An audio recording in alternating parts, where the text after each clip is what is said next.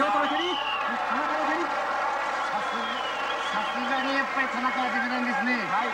わずかな時間切れのほんのちょっとした隙をまずポイントしました。はい。やっぱりこれはさすがにやっぱりベテランだと思います。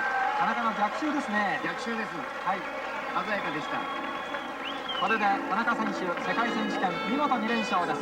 そして日本は6種目全部の優勝を成し遂げました。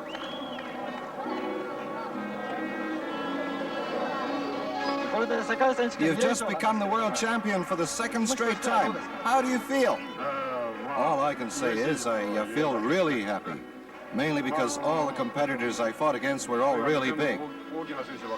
In the first round, I fought against Bruno. He came in second, and I've been wanting to beat him for a long time. Anyway, once I defeated him in the first round, that set the pace for the rest of the tournament. 一応1回戦で倒したということで、それから少し調子に乗ってきました。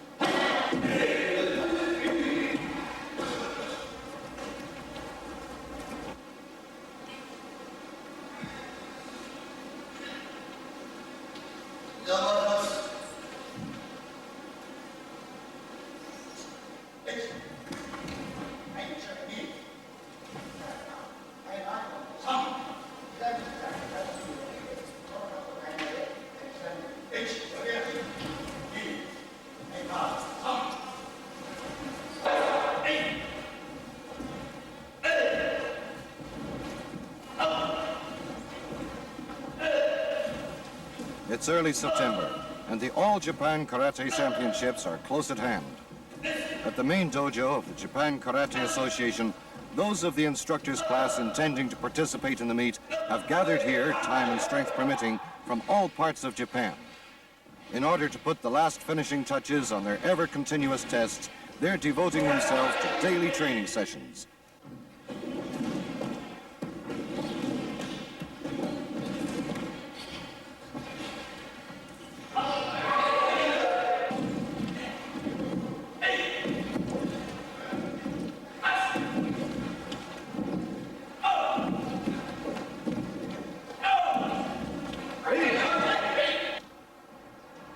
I've known Tanaka Sensei since I started university.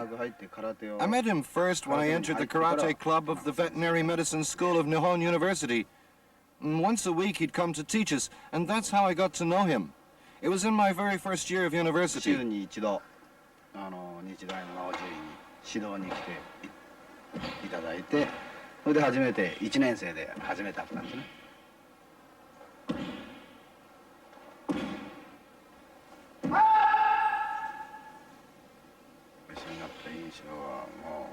My very first impression of him was one of a fearfulness that's impossible to put into words.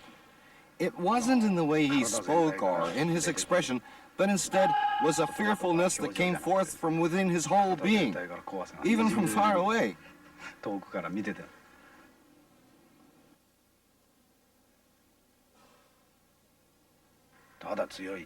Just strong, really strong, an incredible strength no matter what. I could never outdo him. Even today I can't outdo him. His technique? Tanaka's kick is his best technique. Concentrating on that kick itself, I intend to learn more from Tanaka's techniques in many ways.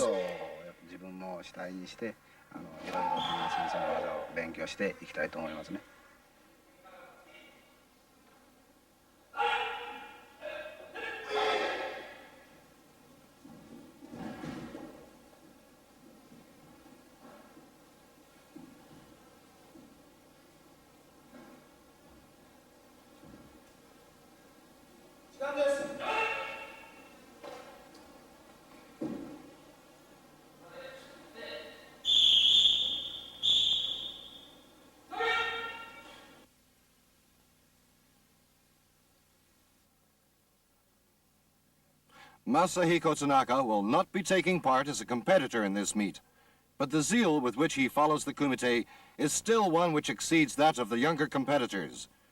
There's a grimness that only a former continuous world champion can hold, because, as head of the foreign instructors, he has pushed himself to the limits, and even now continues to do so.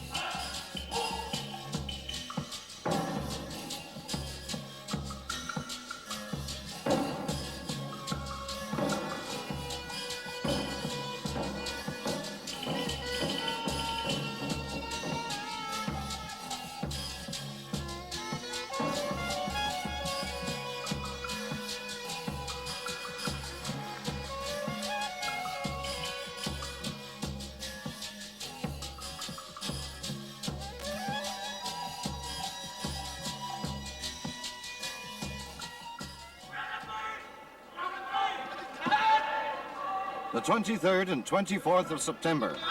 At long last, the All Japan Karate Championships are before us. Now is the time for the results of a year's training to be put to the test.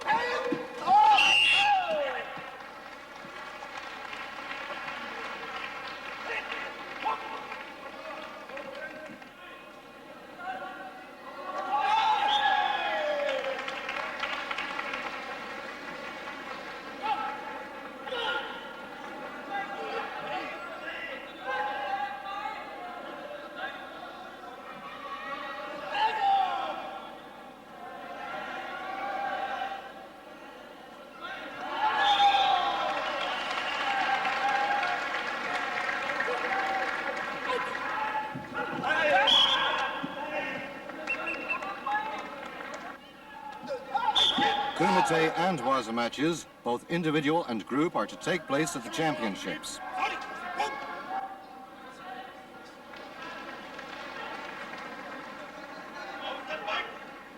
Masahiko Tanaka, in his role as referee, watches closely the development of the young men and women aiming to make their mark in the world.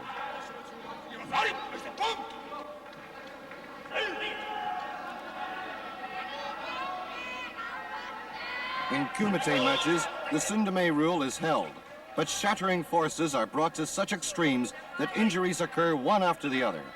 There's a fierceness that will not allow for presupposition even for one moment, as bodies that have been forged into weapons meet in an exchange of well-trained waza.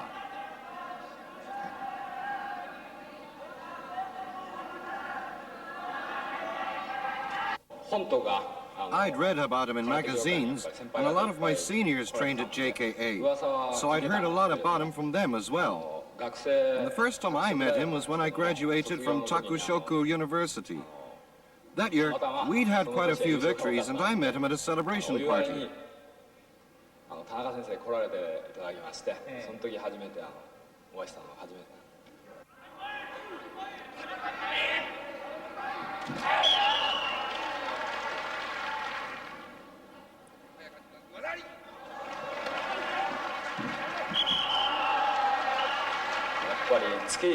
When you face Tanaka Sensei in a match, you find that every opportunity for an attack is blocked. It gives you the feeling that there are no unguarded moments at all.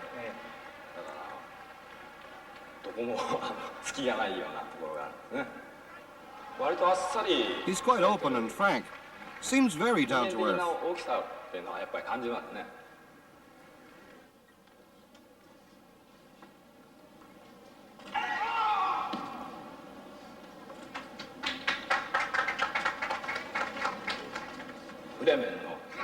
As for his matches, well, the one that left the strongest impression on me is the World Championships in Bremen. In the finals, in the last decisive moments of the match, he used a front kick to the midsection, his finest technique. It's pretty hard to put your best technique to use during the tense atmosphere of a major tournament, but he doesn't let himself be bothered by that atmosphere. Once more, he took advantage of a rare opportunity in that 2-minute match, and at precisely that moment was able to apply his best technique. Oh, I was astonished by it.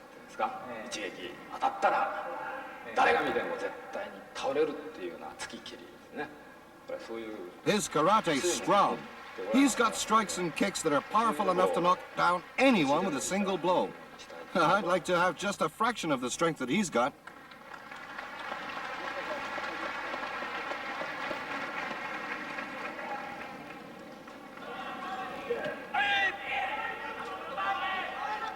The 5th individual Kumite match is over. And at last, the best 4 are left undefeated.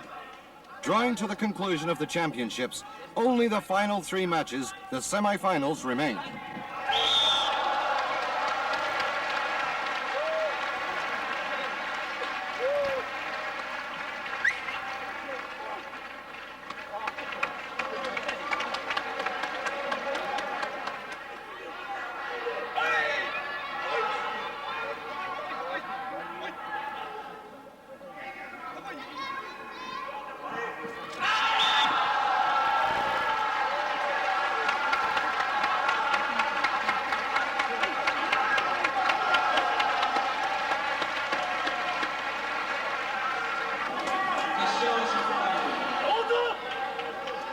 The final match will have these two pitted against each other.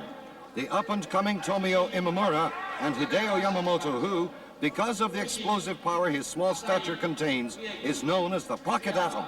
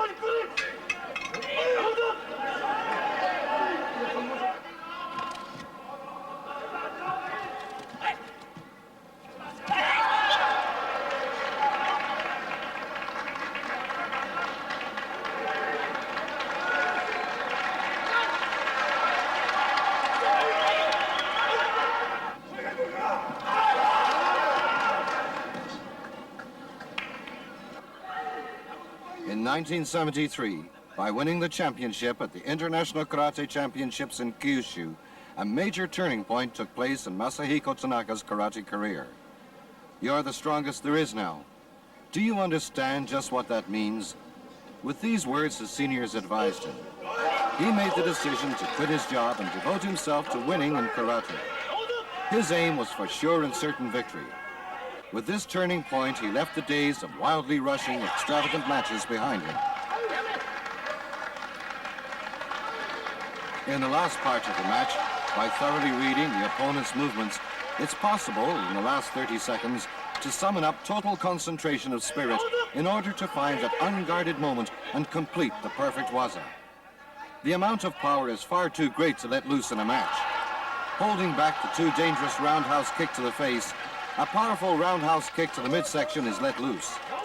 Accumulated together is the experience acquired from countless actual bouts as well as effort unseen by others into this unshowy, not too easy to determine waza. A waza so deadly that it's become his strongest forte.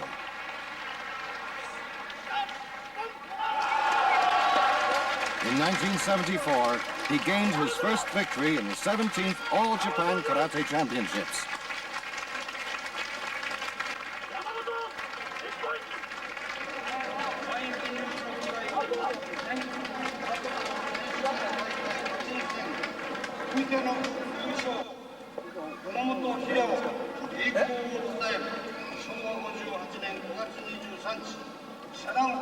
And since then, by winning these championships 3 times in a row, as well as the World Karate Championships twice, he reaches heights no man has ever reached before.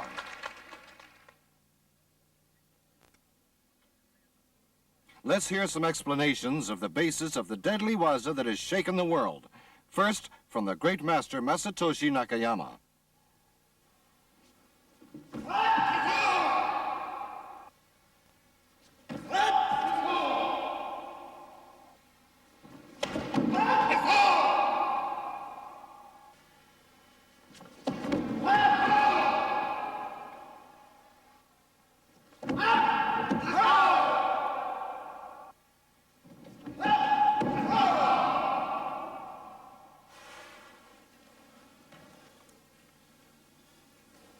The skillfulness of his combination of kicks and blows brings him victory in countless competitions. Because it's a technique with profound psychological effect on the opponent, it's one reason why his opponent fears him.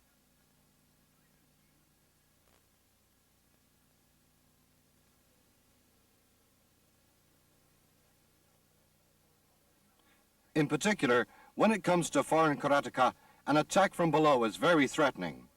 If not enough force is put into the kick, with the aid of their build, they can brazenly attack from above.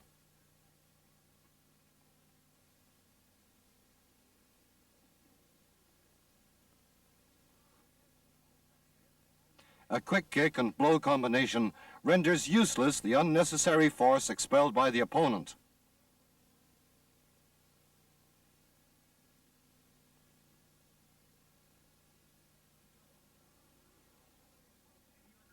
When he uses his kick waza, an extremely important point is the firm tenseness of the ankles on both the kicking leg and the supporting leg. If the kicking leg ankle is not tensed firmly, the effect of the kick will be lost. In order to give a powerful kick with the hips thrust strongly forward, the supporting leg must be firmly pressing the floor and a strong snap applied with the ankle.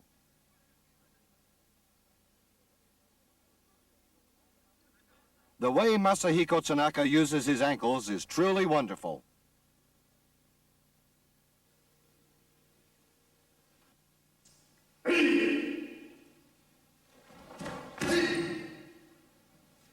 One of Masahiko Tanaka's strongest waza is the front kick waza from a position with the feet firmly planted on the floor.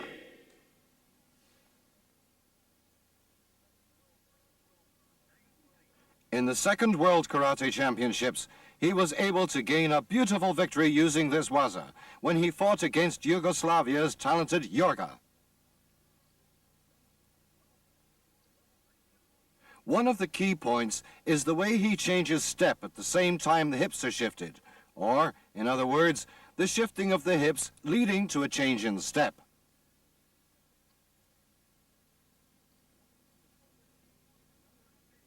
Another key point is that even if the front leg is withdrawn, without shifting the hips, the knee is raised high, and the kicking snap is applied firmly.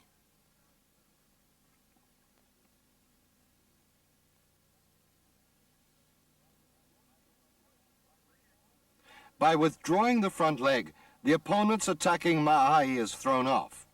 And by shifting the hips, go no sen is possible.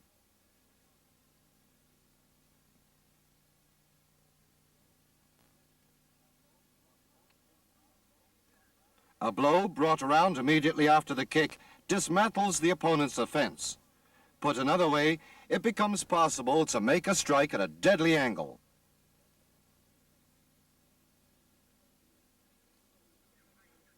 This technique is particularly effective during those parts of the bout which occur close to the edge of the mat.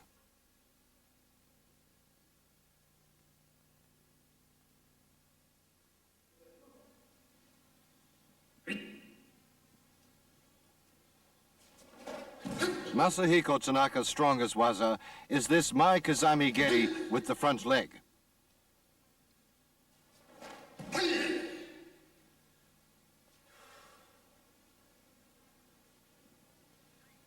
In the individual Kumite finals at the Second World Karate Championships, this waza was used to determine his victory over the veteran from West Germany.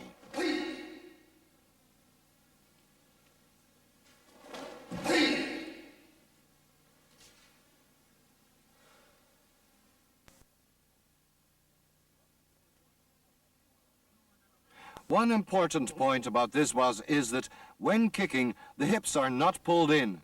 Or in other words, it is important that one's height does not change when one is driving in the kick towards the opponent.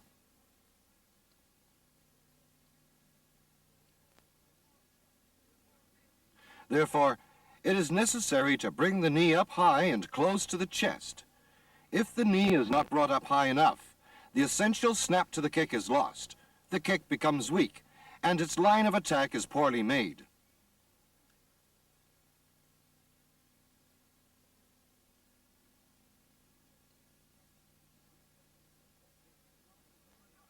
This technique is not visibly large. Therefore, at the moment of the kick's impact, it is essential that the hips are also thrust forward. To increase the strength of the kick and gain a point, this is necessary.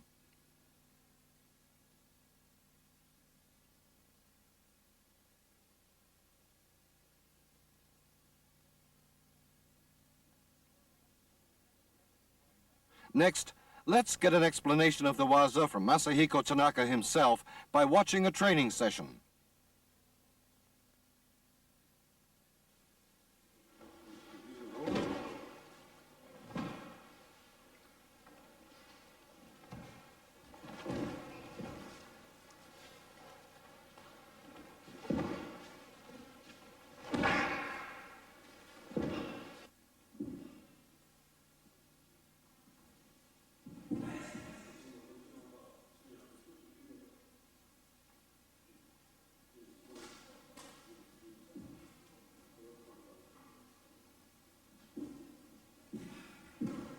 This is Imamura, who won second place in the last championship.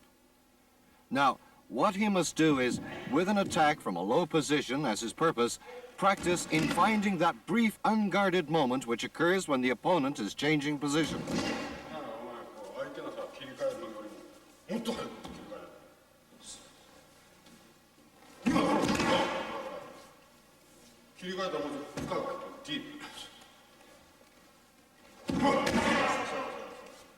Keep in mind that there is always at least one time in each match when your opponent will change position. Do not let that opportunity go by. In Masahiko Tanaka's case, he always plants a kick.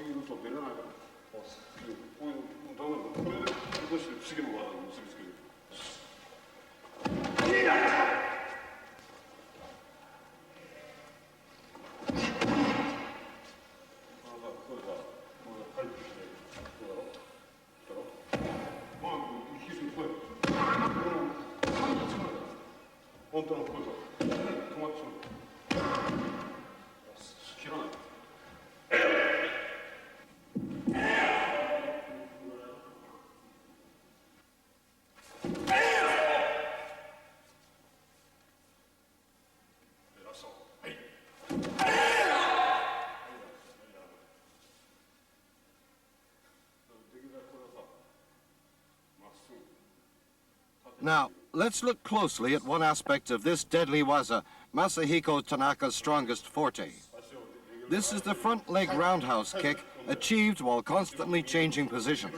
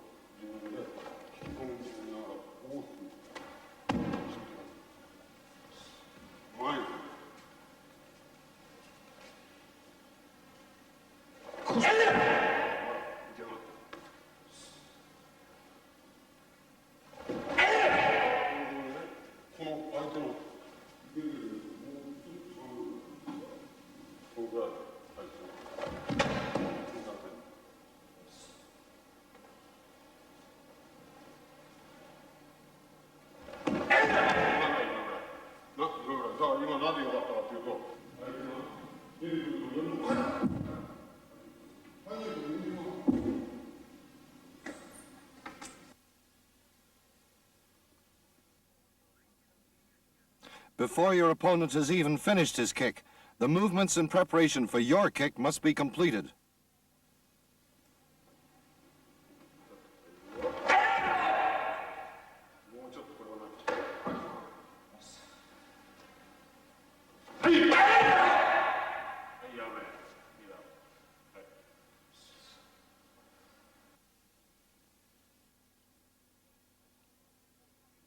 He makes the most of his natural resiliency and the techniques brought about by countless well-thought-out devices and diligent efforts.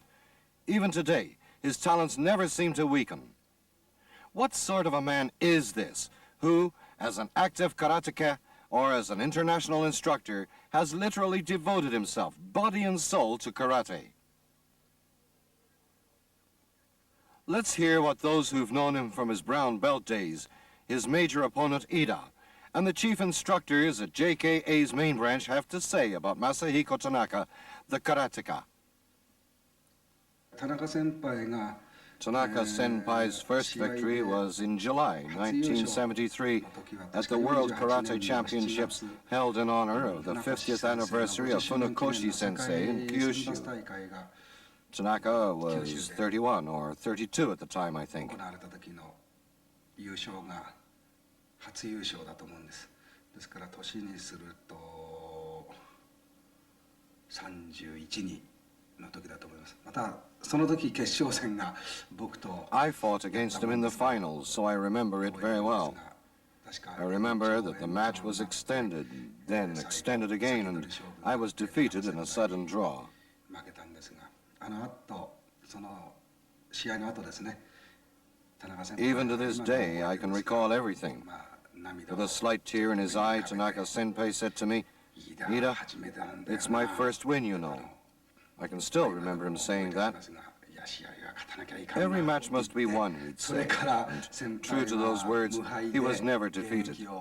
He became the world champion twice in a row, kept on winning, and was still active when he retired.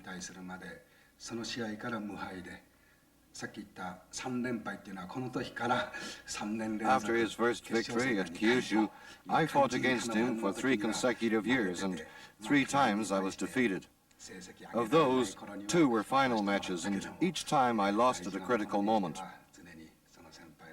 We've both won against each other during that period when our standings were not so high, but when it came to the major events, I knew that I was no match against the results of his diligent training.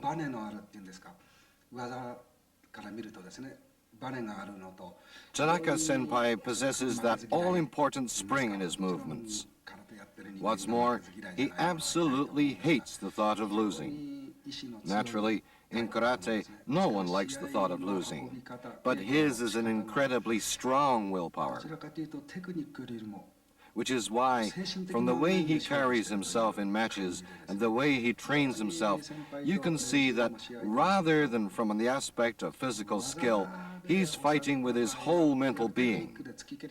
There are cases when I fight against someone and am held back by a skillful series of rapid kicks and strikes, which are a result of extensive training and techniques. Yet, I don't feel I'm being fought mentally. But when I practice with Tanaka Senpai or fight against him in a match, I can feel the large amount of mental pressure he uses against his opponent. You could say he is challenging you with his spirit. Before he even uses his techniques, he begins the match with his spiritual strength.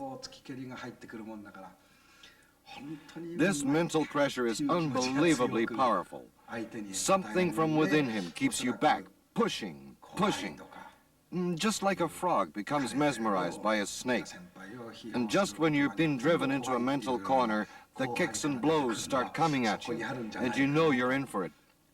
You feel this very strongly when you fight against him. If you were to make a comment about him, one word you'd probably have to use is fearful. And also, you'd have to say just how strong he is in a fight. He never gives in. It's a confidence that comes from the amount of time he puts into training himself. More time than anyone else. At the World Championships in Bremen, with a mere 2 seconds remaining, he was able to score a point that reversed the match.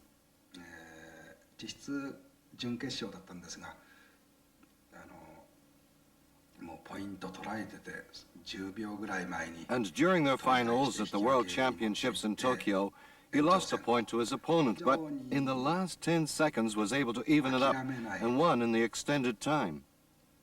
He just never gives up. Until the very last moment, he's confident that he'll win. He's the kind of karateka that has confidence that's both mental and physical.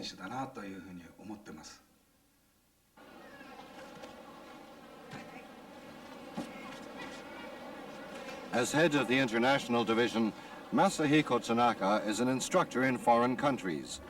His activities have taken him to all corners of the earth, to Europe, America, the Caribbean, Asia, Africa, and the Middle East.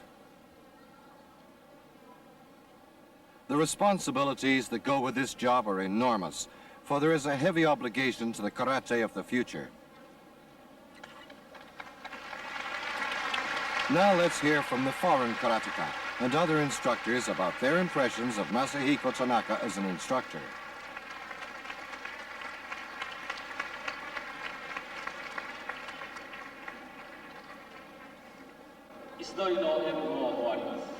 Tanaka Sensei has been very instrumental in helping foreigners when they come to Japan, if their main purpose involves the study of karate. I believe that he thinks that by helping raise the level of technique in foreign countries, he will therefore give more challenge to the Japanese to improve themselves. Within the dojo training, yes, I have, and it's a very unique experience. I think we've learned the Buddha way from Tanaka Sensei. He always reminds me of a man that should have lived maybe 100 years ago. He has that samurai spirit and attitude to life. And I think this is rubbed off on a lot of the Westerners who believe in this sort of idea. That, I think, is a thing that cannot be described in words. I have learned, he makes me enthusiastic. He sets an example for me, and I like what he does. And he's put enthusiasm into me. And I believe that the word enthusiastic is an important word. I would like to actually expand on that. Enthusiastic comes from the word entheos, means in God. So in other words, his spirit is like a godly spirit. In other words, he's imparting that, and there's nothing better than you can give a person than enthusiasm. Because that encourages humanity, that builds the whole of our society. Anything opposite to enthusiasm, like the word like indifference, collapsing and all that kind of thing, is the opposite. That is destruction. Any negativities in life, enthusiasm. If a teacher can bring that, he's going to build a big association and contribute. I believe he has got that quality. That's what he's given to me. 我々がやっているIAKF っていうグループ、世界的なグループがあるんですが、We're running the International Association IAKF and held our first competition in Los Angeles. I was a director at the time. Naturally, Tanaka became champion then. But at that time, there was no one with a very high degree of skill from among the karateka of other countries. So you could say that the Japanese competitors did just as they wanted, in matches that seemed to be carried on according to the prescribed embu form. Anyway, it resulted in an easy victory for the Japanese.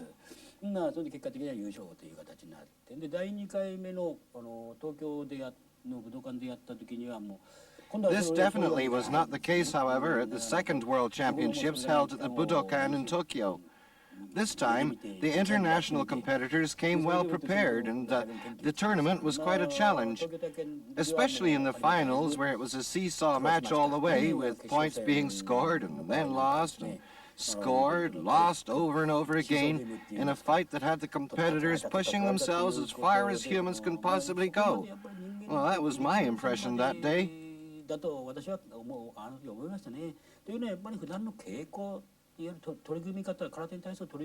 I think that in times like that, during a match, that's where the results of your daily training and seriousness with which you approach a fight are shown. You often hear of the established formula, spirit, technique, and the body. Putting this formula into full play is where the amount of training you've done and the way you've trained become also important. Also important, I think, is the way you demonstrate how that precept that's been mastered mentally, and this is something that Tanaka accomplished. Naturally, we and all who were watching at the Budokan that day were deeply impressed.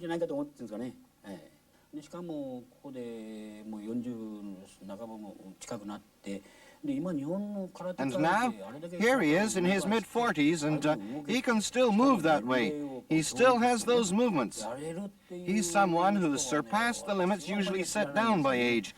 And from among those practicing karate in Japan, there is no one else that I know of that can do this. It's something that I'd like every young person to learn from. He's trained himself with diligence, repetitive training that's extremely valuable, and this should be taken as an example by all.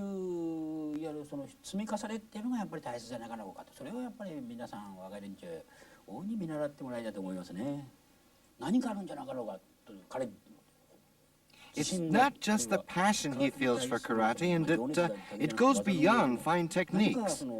Both physically and mentally, he can do a lot for us, developing new ways and educating others. He has the ability to see the future in modern martial arts, and we know he'll be able to come up with new developments that will further its recognition.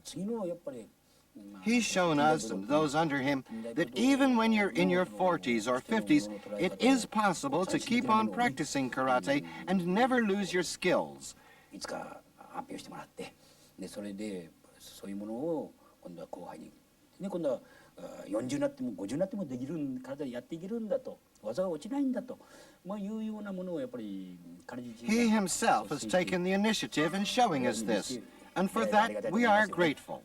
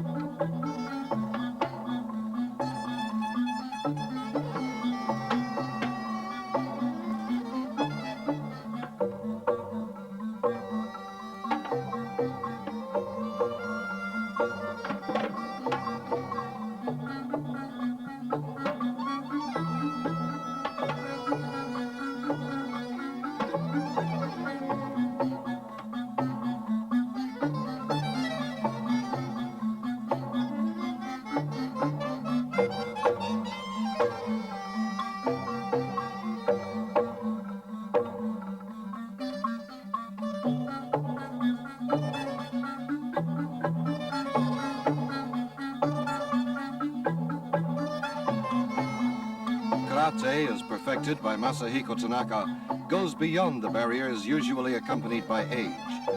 Even at an advanced age, he's certain to achieve victories.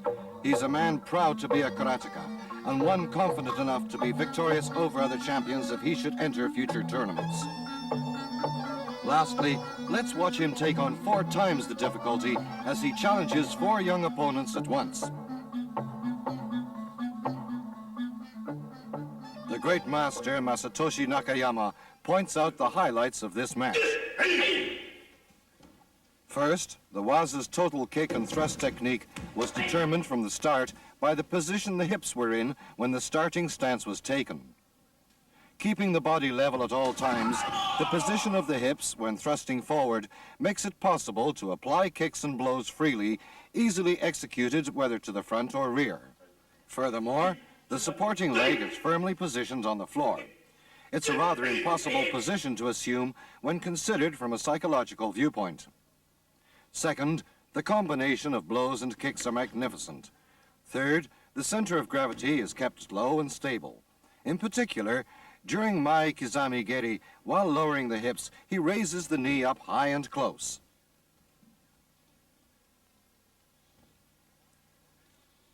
Fourth, the movement of the feet and the shifting of the hips are beautiful.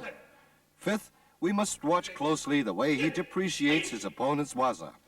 The art with which he depreciates the mai of the attacks of his opponent is something worthy of anyone called an expert. Last, I'd like to draw attention to the position of his body the instant his waza is finished. The moment it's attained, his body flies from that position. Most important is the way he moves to avoid his opponent's attack, a technique which allows him, in a dead serious match and in particular in international competition, to go on to win without injury.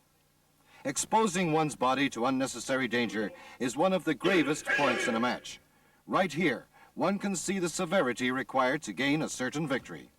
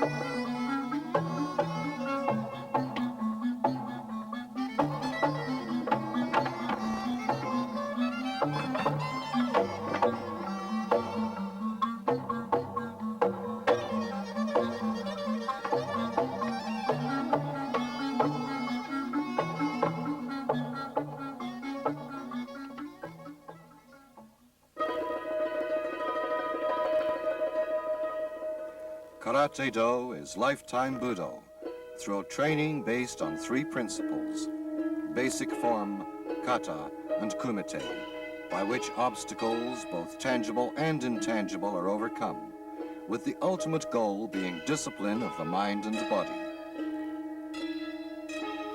Contests are but one of the steps toward the ultimate goal of Karate-do as lifetime Budo. Contests should never become one's main purpose.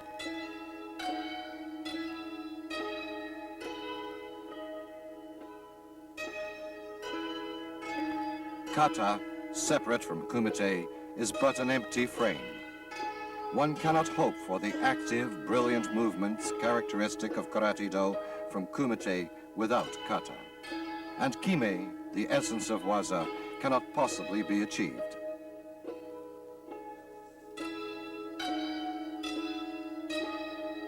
One must follow the spirit of Karate-do with certainty and sureness, and seek the path toward the unification of technique and spirit.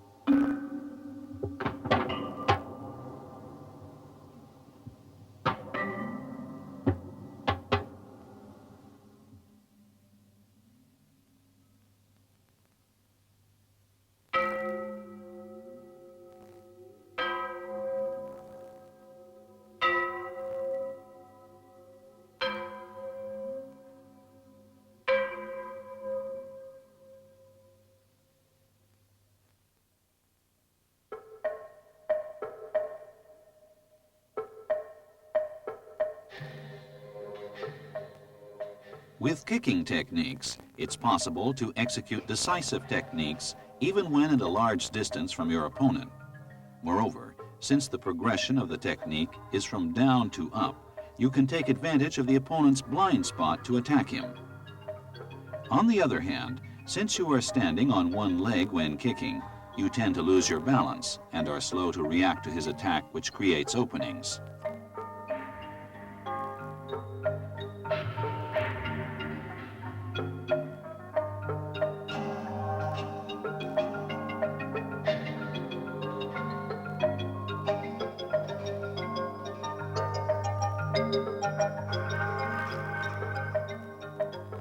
Kicking techniques require practice so that you are able to move as quickly as possible from beginning to end.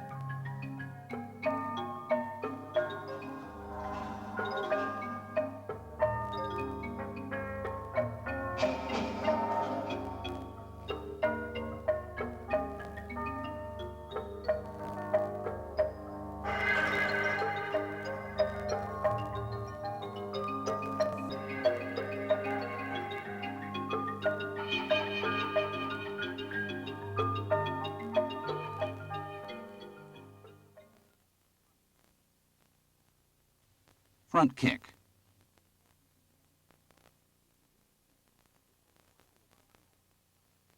It's important in Maegeri that you position your hips as far forward as possible.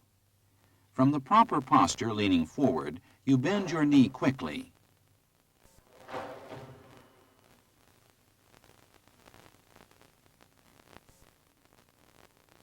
When bending your kicking knee, do so as if you were executing hizageri, knee kicking, obliquely forward. Here your supporting leg should be bent.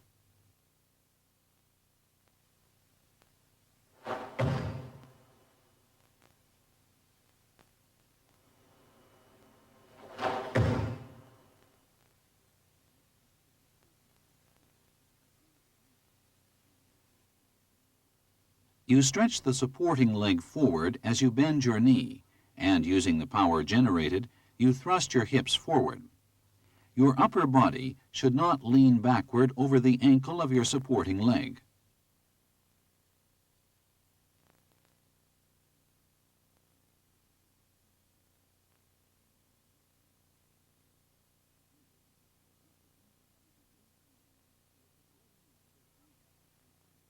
Notice that at the instant you begin to move, your supporting leg is bent slightly forward. In this manner, you are able to fully use the stretching power of the leg.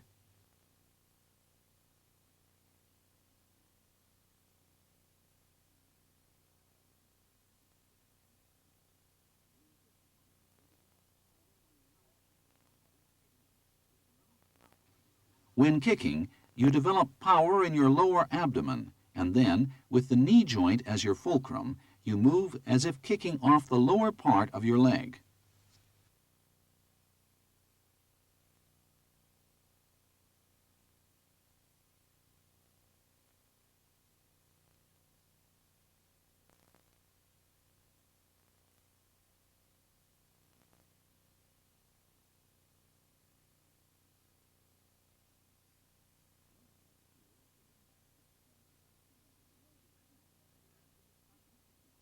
Let's look here at the decisive point of a kick where the leg is bent.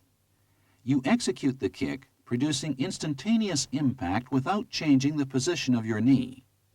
Lowering your knee causes unnecessary motion, which will delay your attack.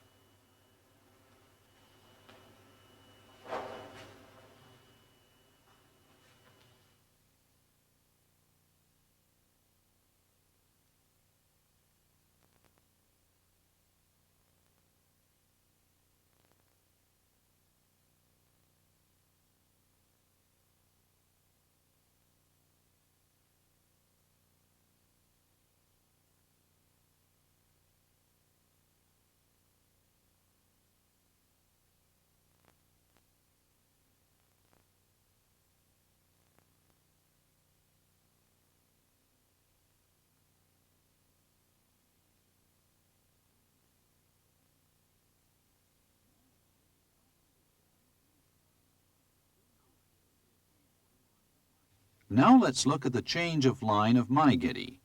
Here you avoid your opponent's Geidan Uke, lower block, and execute a kick and step forward without your leg returning, as in Keikomi.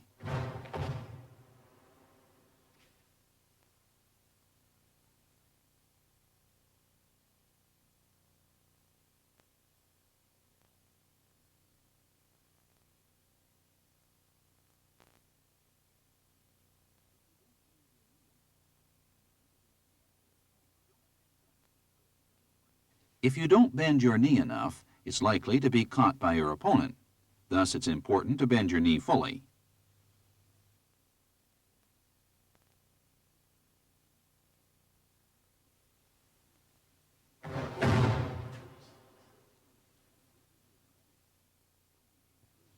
In kumite, don't kick to a predetermined point as you would in practice, but try to improve your technique so that you become able to find an opening in your opponent's defense. Kick freely based on an instantaneous judgment of the situation.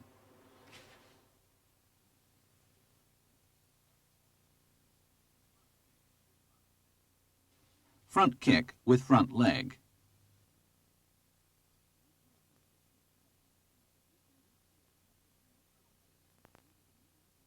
The utility of this technique is that you can reach your objective more quickly due to the nearness of your kicking leg, front leg, to your opponent. Moreover, since your initial movement is small, your kicking leg is positioned in the blind spot of your opponent, and he will have difficulty blocking you. Close the distance between your front and back legs as much as possible, and lower your hips, which should be facing forward. Be sure that you extend your back leg and thrust your hips forward fully.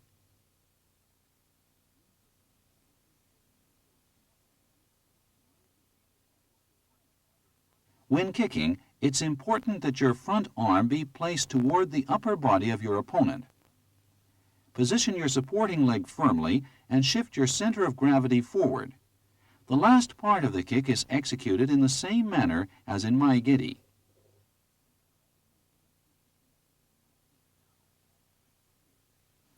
Now, let's look at the method of practicing Kizami Maegiri.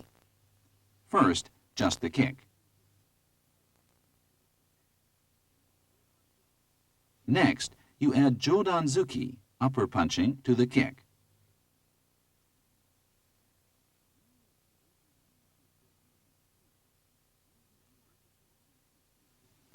When you are able to execute this movement smoothly, you will be able to kick and punch simultaneously.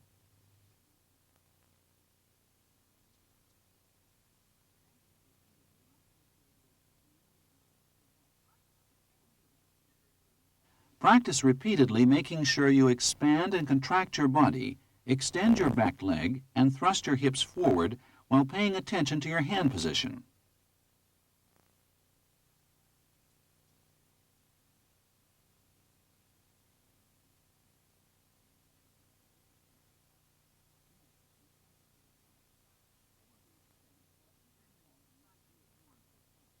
Next, you practice with a partner. Study these points while keeping in mind what we have learned so far.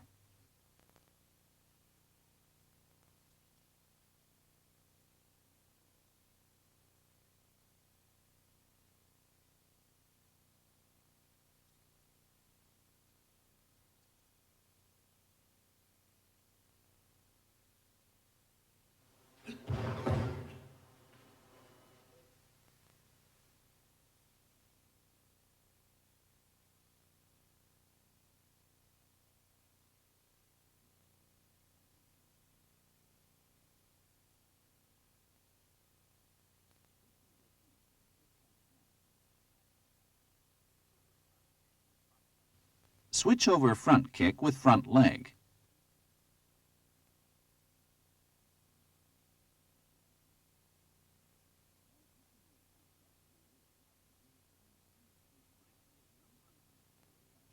By switching your front leg to the rear, you are simultaneously able to avoid the attack of your opponent and execute Maegiri.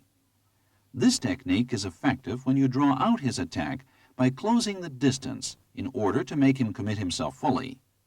Here, you use Maegiri as Kizami-geri when your attacker is close.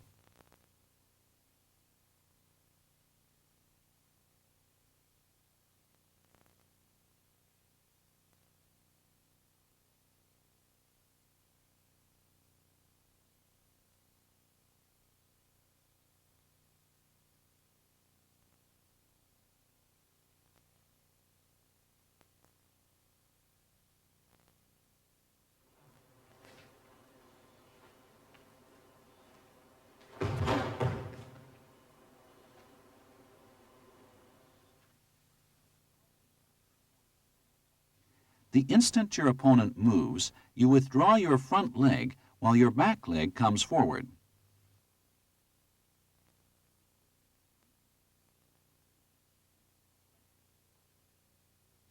The instant you switch legs, you have completed preparations to attack.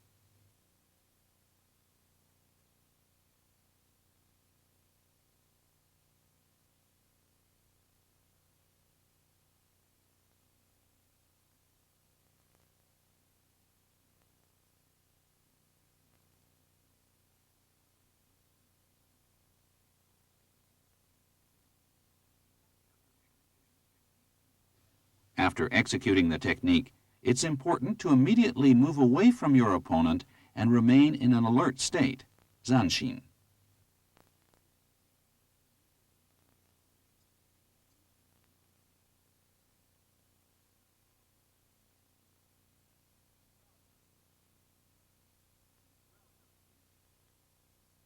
Roundhouse kick.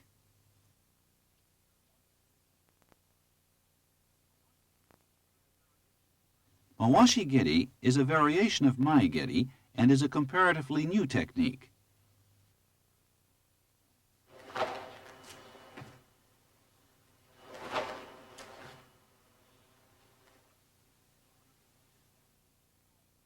One of the advantages of this kick is that you can attack your opponent from the side by surprise and can change the distance with your hips. Effective use of this technique will generate great power due to the rotational force of the hips and the spring of the knee and hip joints.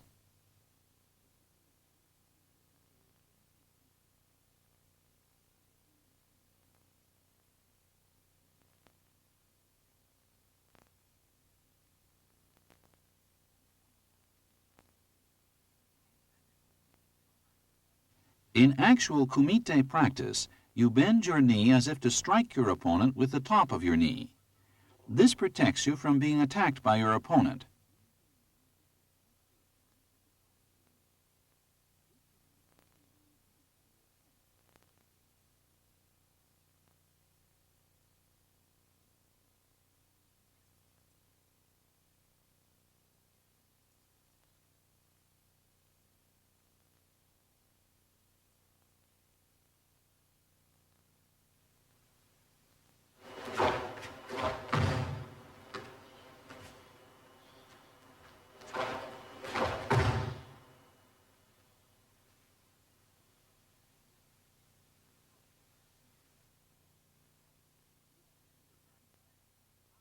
You extend your back leg and thrust your hips forward in the same manner as for mai-geri.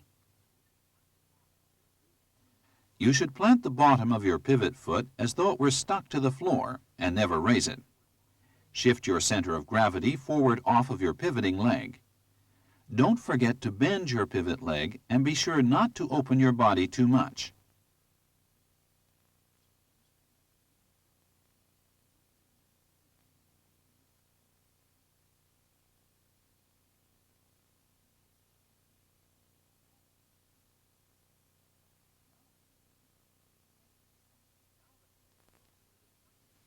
Now let's take a look at the decisive point of the kick from a bent knee position. You use the spring of the knee without changing its position. If you lower your knee, this will cause unnecessary motion and your attack will be delayed.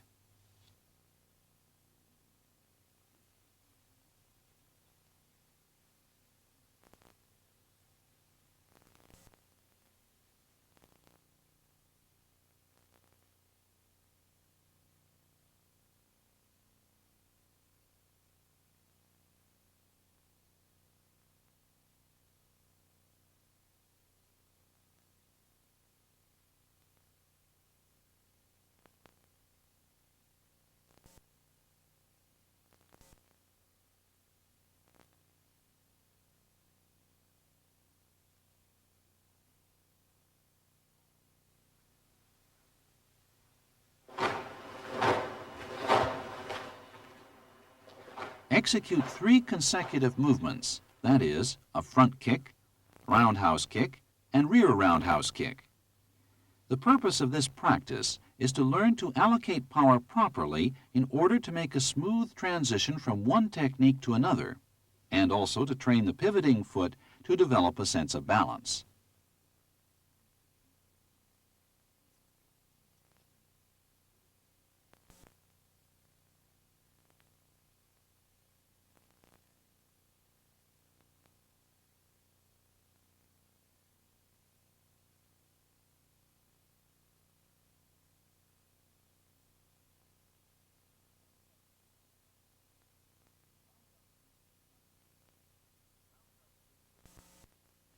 Roundhouse kick with front kick.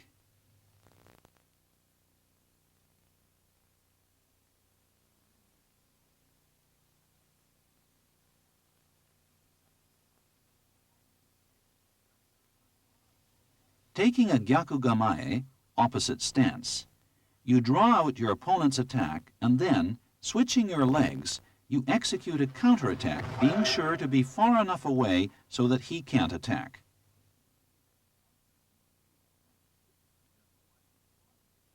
This Joda Mawashi Geri is effective when the distance is slightly larger than for Kizami Mai Geri, front kick with the front leg.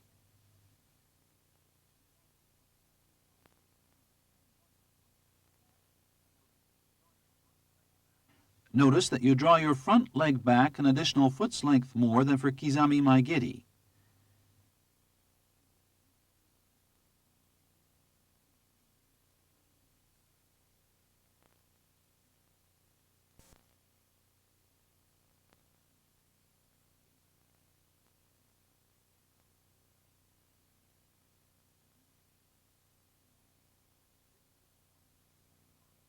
The basic points to keep in mind are the same as for Kirikai no Kizami Mai Geri. The most important point is that when you switch your legs, you must be sure to immediately shift your center of gravity to your pivoting foot.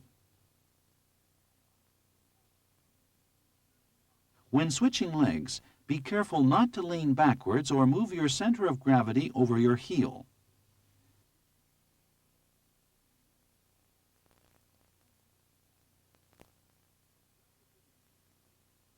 Note well the differences in leg movements as the distance changes.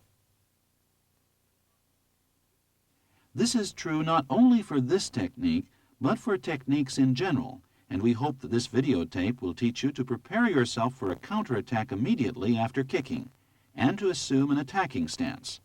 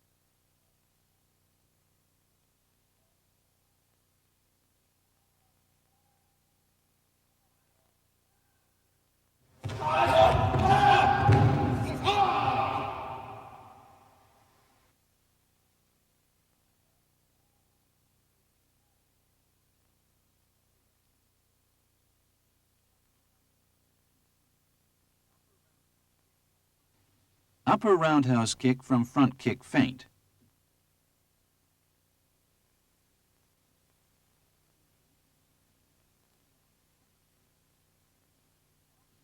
In this technique, you feign a Maigeri attack to your opponent to draw him into a Geidan Barai, lower block position. You then execute a roundhouse kick to his upper body when the opening appears.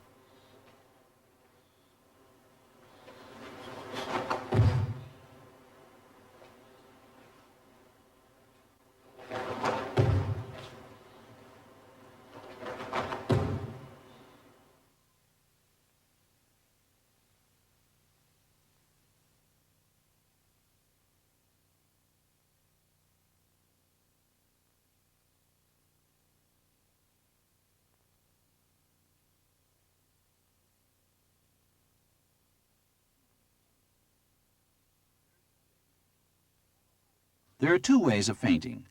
For the first, you execute a small maigeri, and for the second, you draw out your opponent by executing hizageri, knee kick.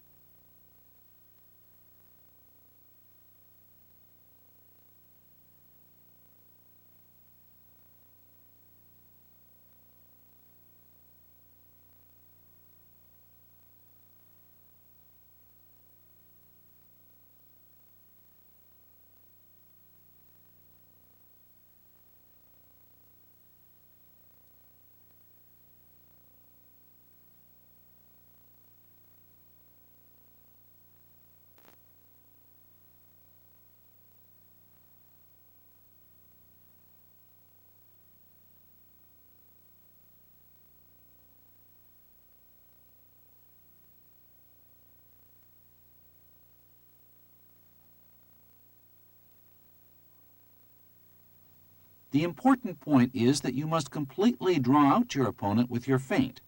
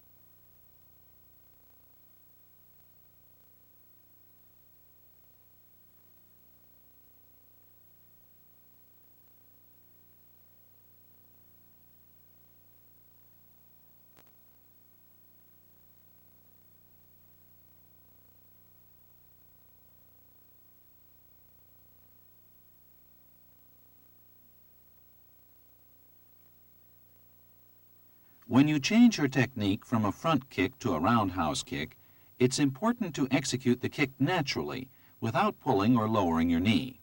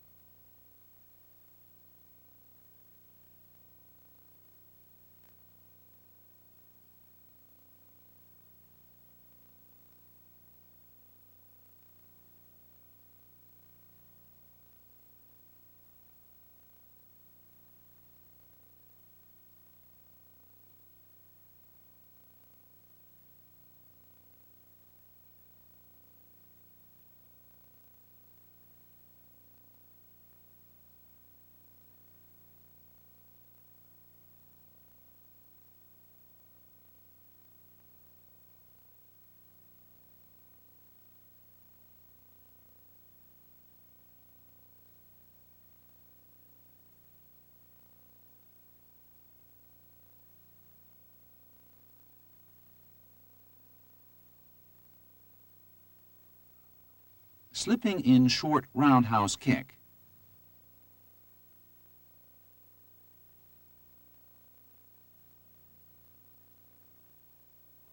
In this technique, you avoid your opponent's attack by sliding in off the line of attack the instant he steps forward. You execute Mawashigeri to his midsection, Chudan.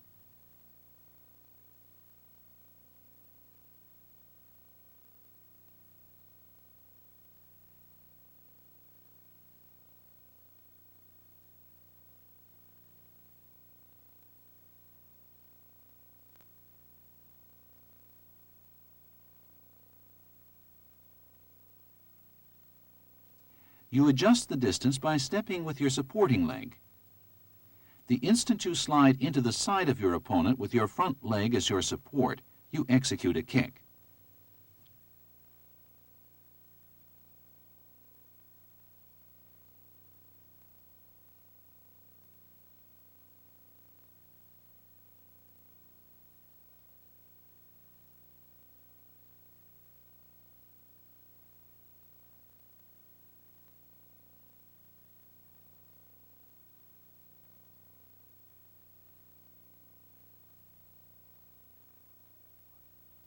Enter with your whole body as if to crash into him. If you allow your hips to rise, this technique will be ineffective. If the distance is too close, this will also render the technique ineffective. After kicking, you should be behind his back in an alert stance.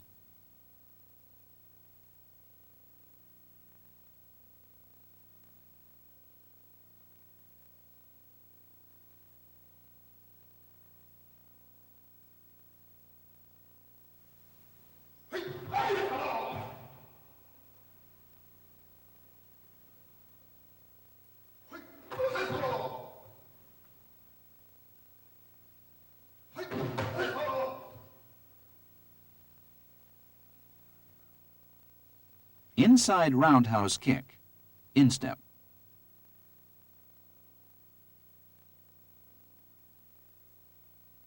For this technique, you execute an unexpected attack from inside your opponent's stance.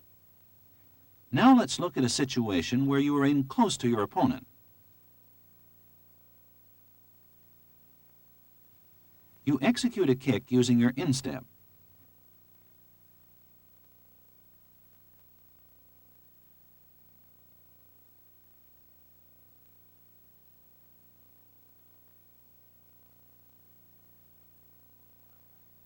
If you lean too far backward, you will be pushed off balance by your opponent. Therefore, you should shift your center of gravity forward and execute a kick to the upper, middle, or lower part of your opponent's body, depending on the case.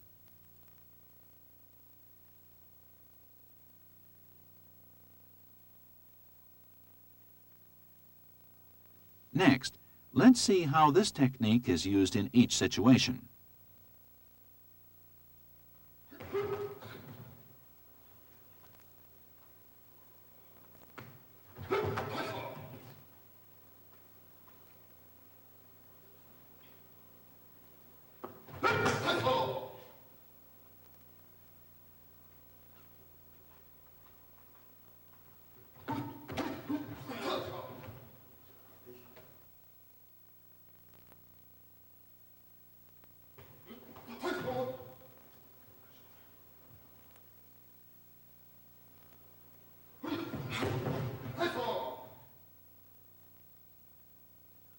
One technique is Geidan Mawashigeri, lower roundhouse kick, followed by Jodan Kekomi, upper through kick, a two-stage Nidan technique.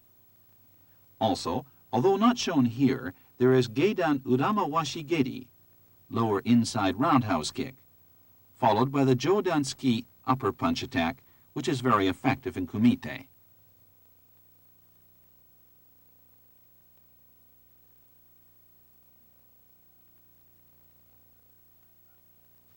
Upper inside roundhouse kick, sole.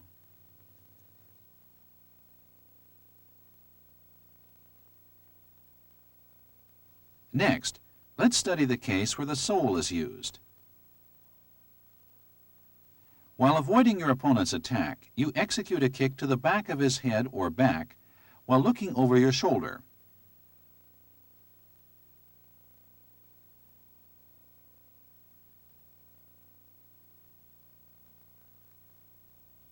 You turn your hips completely from the inside and execute a kick using the full power of the attacking leg.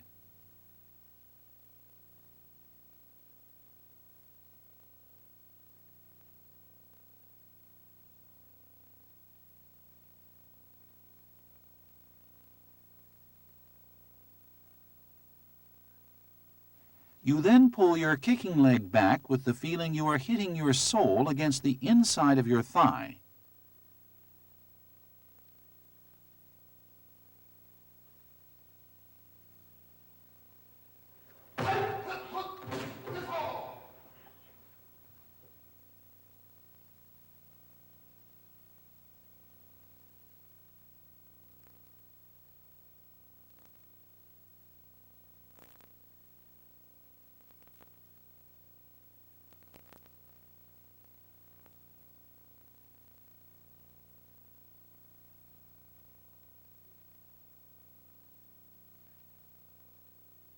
Rear kick.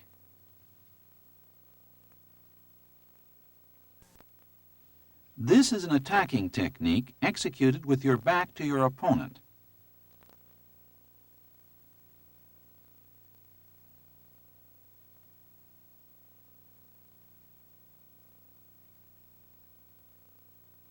With your hips serving as your center, kick with a spin using the twisting power of the hips. Here you use your heel.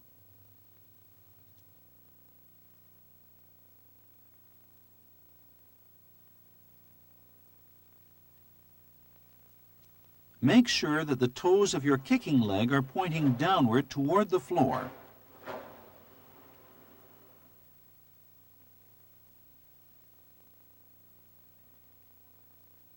You bend your supporting leg slightly as in Zenkutsudachi, but the bend is less extreme than in Maigiri. The instant you turn your back, you look over your shoulder to see the object of your attack.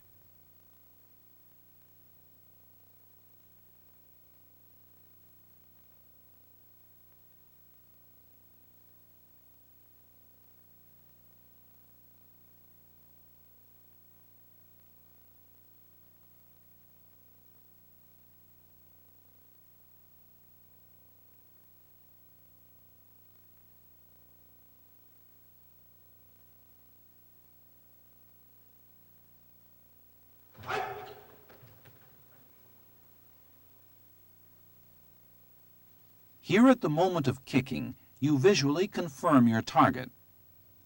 Your kick extends straight from the bent position as if you were rubbing your other knee.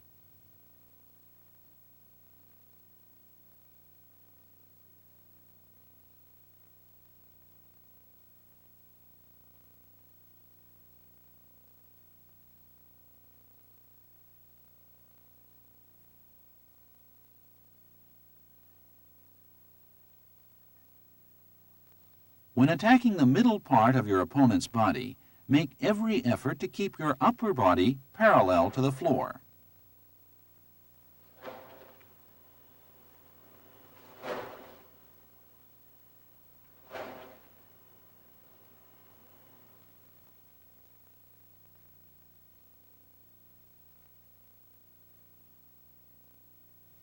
Notice the change in the degree of the lean of your upper body as you shift the attack from the lower to the upper part of his body.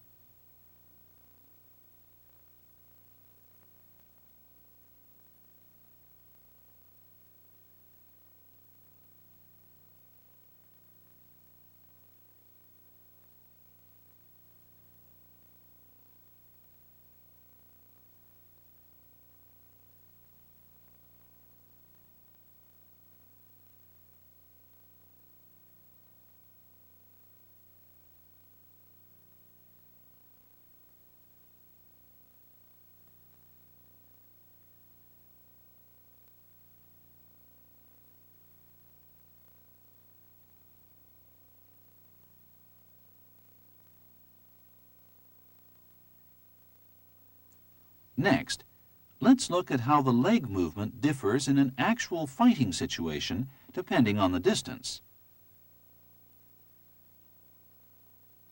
The important point in the rear kick is to choose an appropriate maai, or distance. You should repeatedly practice to acquire a sense of distance and timing.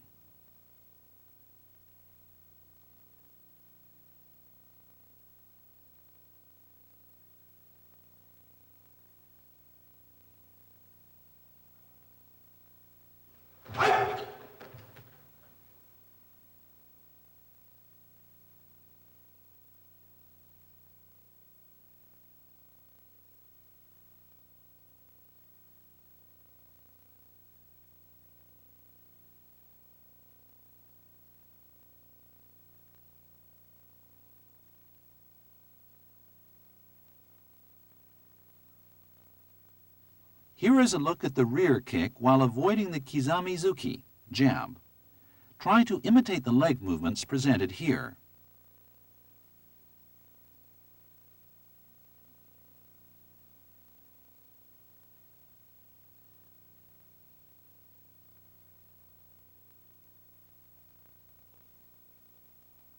This is the rear kick while avoiding the gyakuzuki, reverse punch.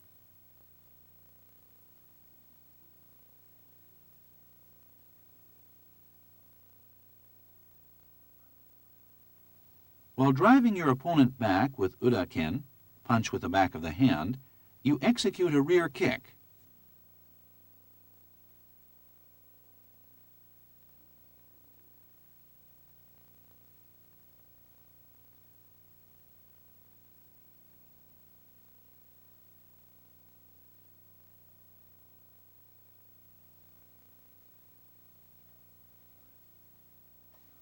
Here is a series of comparisons of leg movements for different distances. Study them over and over again.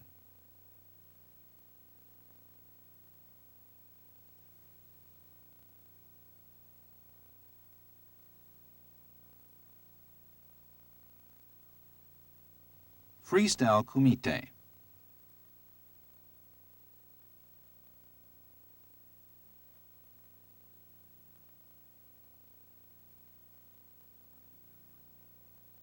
What should your mind be focused on while engaged in a match with an opponent? Here are some key points for competition presented by Masahiko Tanaka himself.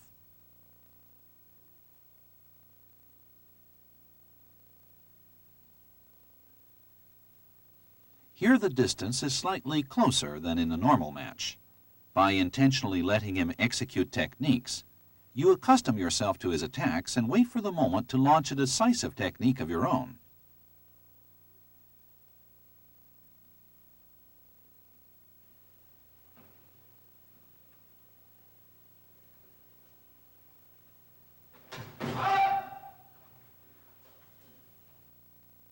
You close the distance while pressuring him, and when he comes to attack you, draw back. By repeating this strategy, you learn what technique your opponent is trying to execute from what distance. You also learn to understand his timing.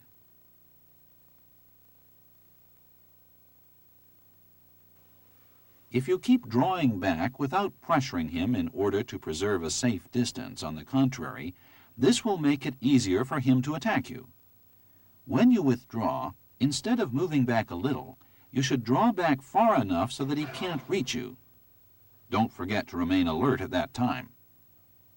When you expose your midsection intentionally to draw him out, he will come to attack you. Here you execute a counterpunch while parrying his attack.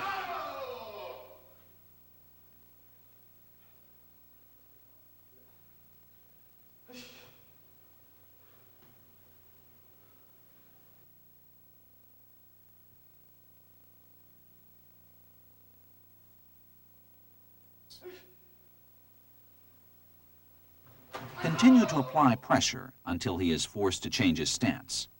The moment he switches his stance, you execute your technique with full power.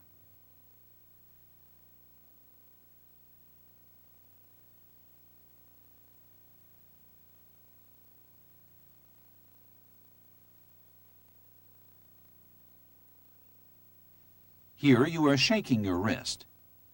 The purpose of this is to establish a rhythm from the line of your hand through your shoulder to your chest, rather than through the center of your body.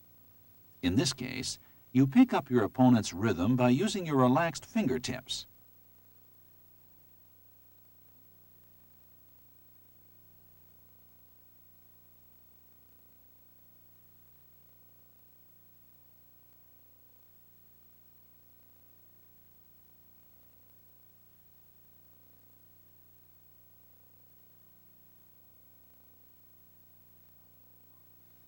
When adopting the proper distance, just before executing a technique, you close the distance with your back leg while leaving your front leg as it is.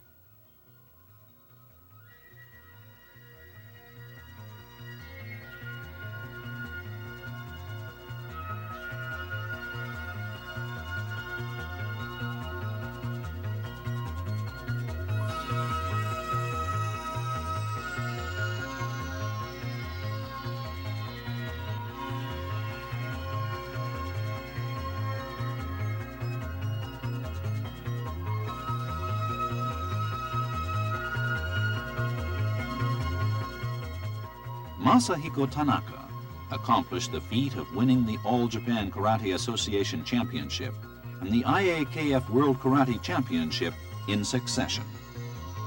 His work on behalf of karate has been outstanding. The techniques of this 46-year-old master never decline. It's not the speed and power of his technique alone which are responsible for his strength. It's due to his indomitable fighting spirit, his superb ability to sense the appropriate moment to attack, and his skill in adopting the correct distance. Please study these points, which are explained in the description of Free Kumite.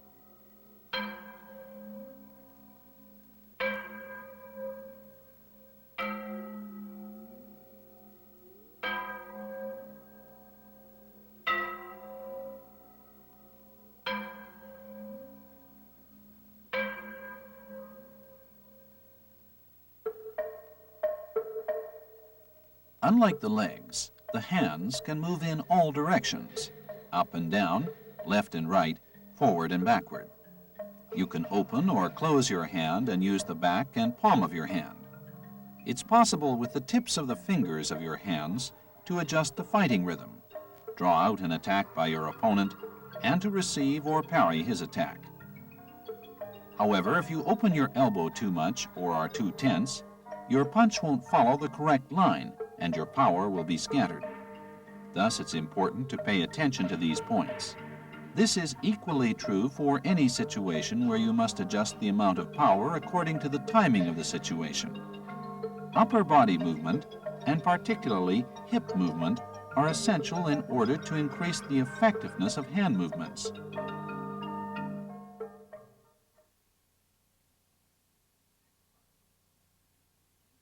Straight punch. In the basics of oizuki, you practice paying particular attention to the angle of the bend of your forward knee, the tensing of your rear leg, and the forward advance of your hips, while maintaining them at a fixed level.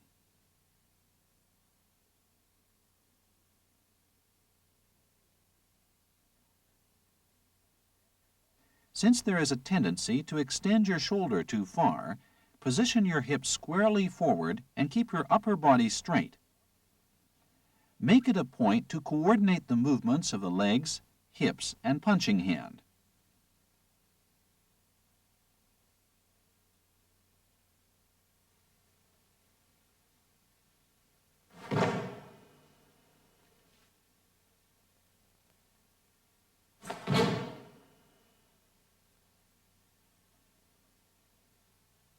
When punching from a free stance position, try to strike from the position of your hand in the stance.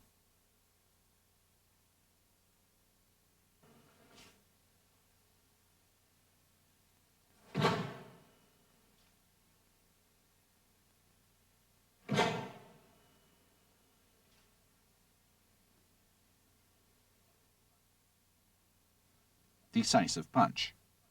Here, let's look at the differences in punching from different distances. If you are too close to execute gyakuzuki, execute a decisive punch with tate-ken, fist with thumb upward, without too much of an elbow bend. As the distance becomes closer, bend your elbow more and execute sokozuki, punch with fingers upward. If the distance is still closer, there is the tendency to force a punch, which results in your upper body leaning backwards or your shoulder being pulled back. This is not effective.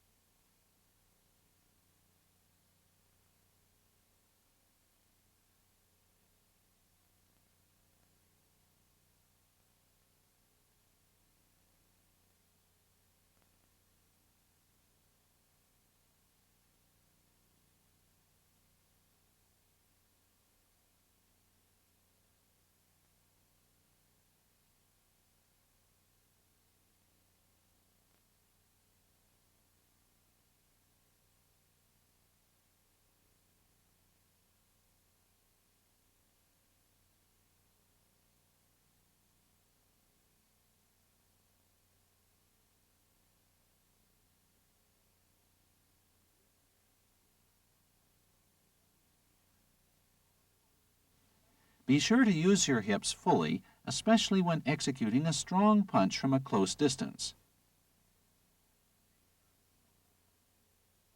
Make sure that no opening exists between your punching hand and your side. Also, there's a tendency to put too much power into your shoulder in small techniques. Be careful to avoid this. If you pull your arm back from the stance position before punching, this will delay your attack.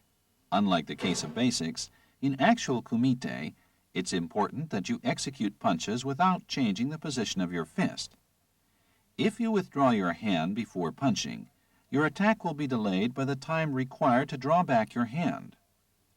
Learn to allocate your power in a rational manner in levels from 0 to 10 in order to punch effectively without changing the position of your fist.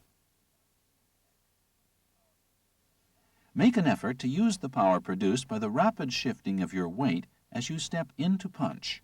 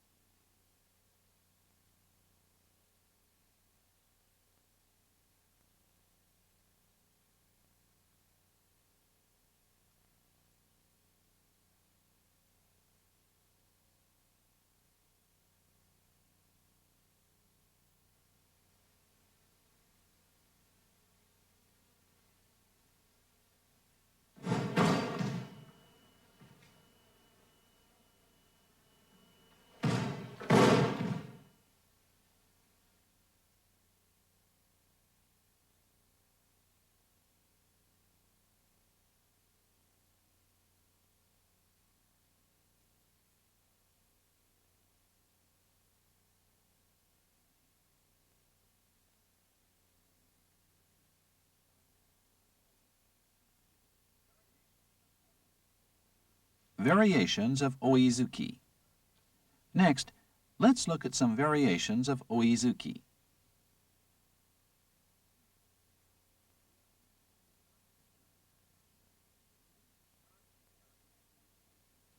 There are 3 variations of oizuki. In basic punches, you strike when your foot comes into contact with the floor.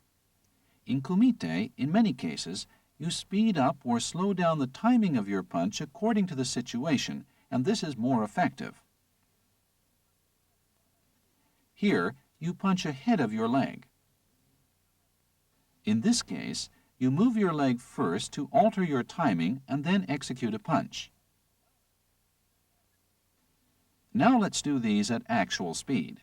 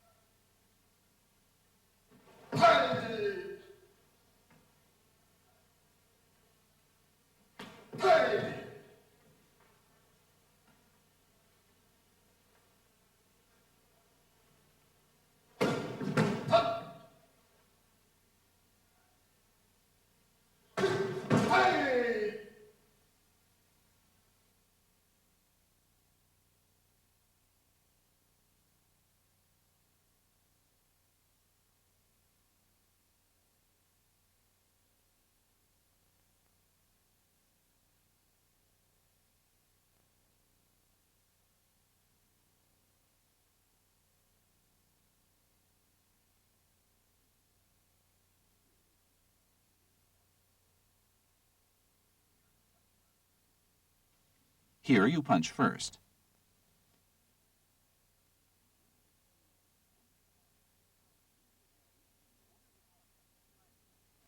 In order to speed up the timing of your punch, move your body together with your fist and then thrust it out.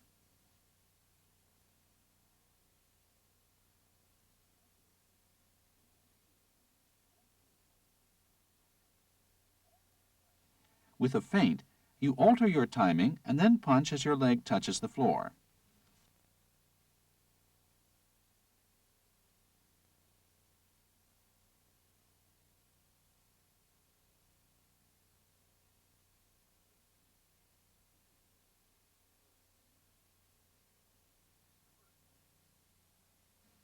Reverse punch.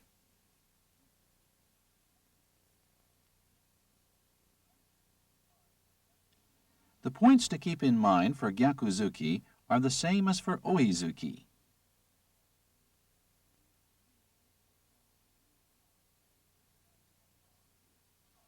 This punch can be extremely powerful if the rotational power of the hips is effectively used.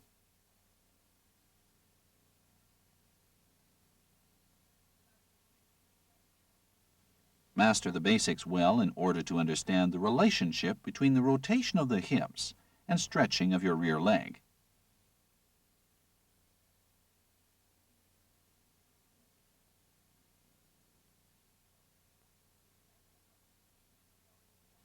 Ankle flexibility is very important.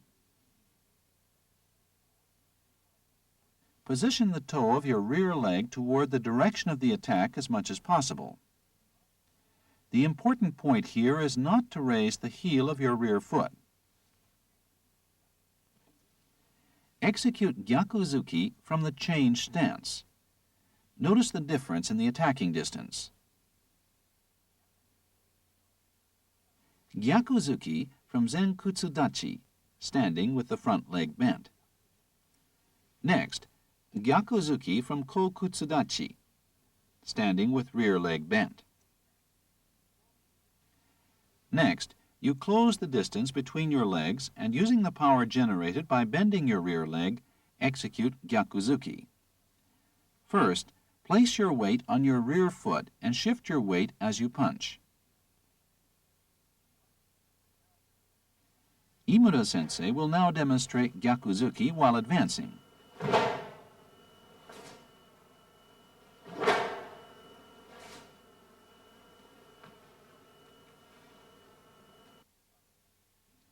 Gyakuzuki while advancing with Tsugi-ashi, shuffling feet.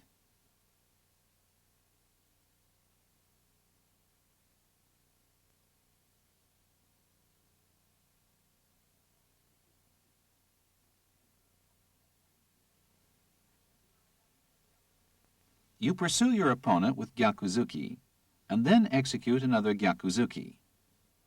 When executing Gyakuzuki to the upper level, Jodan, do so as if to receive the opponent's upper punch, Jodanzuki, like a cross counterpunch.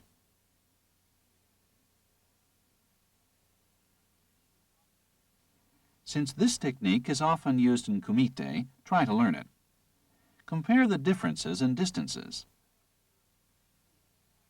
Let's observe this technique in actual movement.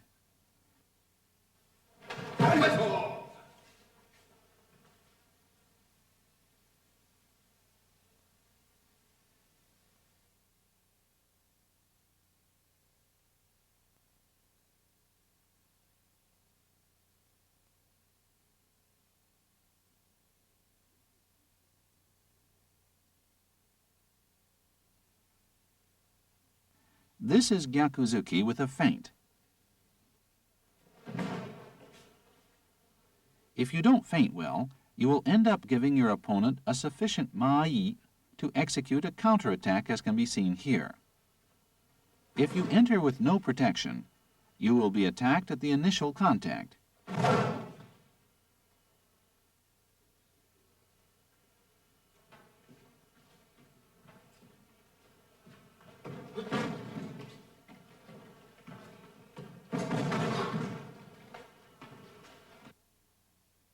You enter with Yosei Ashi, trailing foot, while controlling your opponent's punch with your front hand.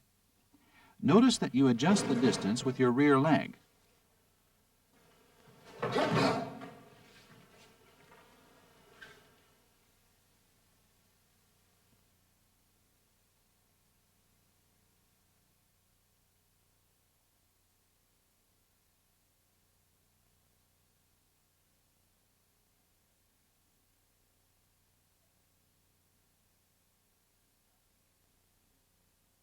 Jab.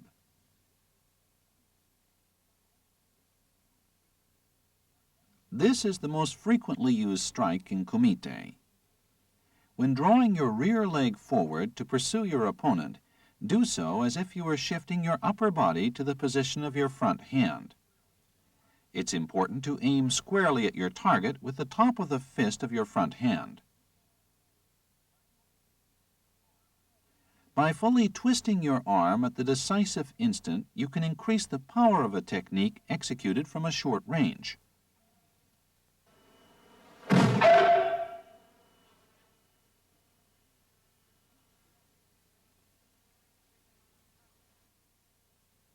When practicing, aim to use this technique in a large motion with Kizamizuki and Gyakuzuki, and master the attacking distance through the expansion and contraction of your body and the bend of your rear leg.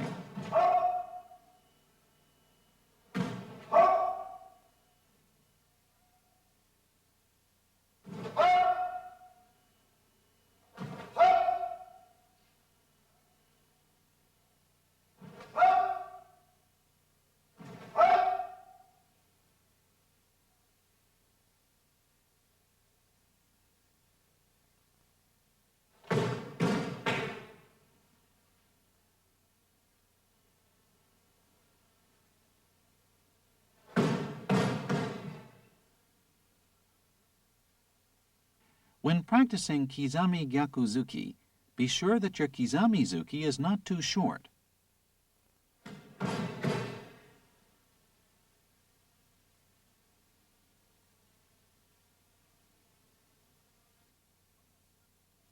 When executing a Kizami-zuki attack, you will commonly be attacked at the initial contact. You must take action to control his hand. Don't just execute a strike, but think of the most effective angle to use.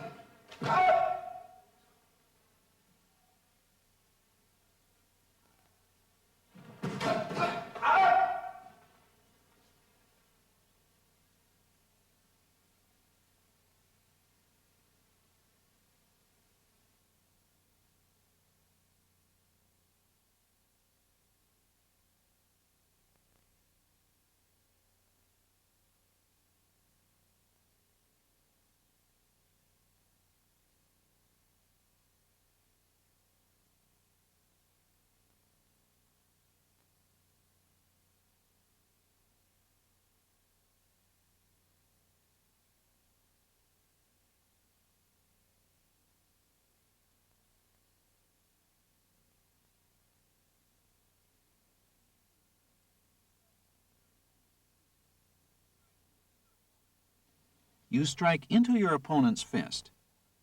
If you do this, your opponent will try to avoid your fist instinctively, and you can execute an effective attack by taking advantage of this opening. You execute a strike as though controlling his elbow from the outside of his fist. You execute a strike from the inside of his fist as though throwing up your elbow.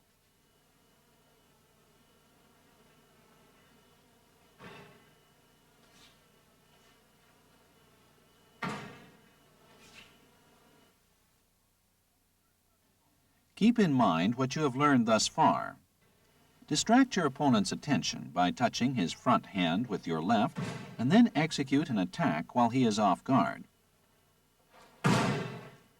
In this technique, you execute an attack by closing the maai and moving your body forward without shifting the position of your fist. As shown here, you should be able to execute an attack by stepping in freely for a small or large maai. Also, the reason for going to the outside of your opponent is to prevent him from counterattacking and to keep yourself in a favorable position for attacking. Let's look at this in an actual kumite situation. You won't be able to execute consecutive techniques unless you always leave a sufficient margin in your first technique as shown here.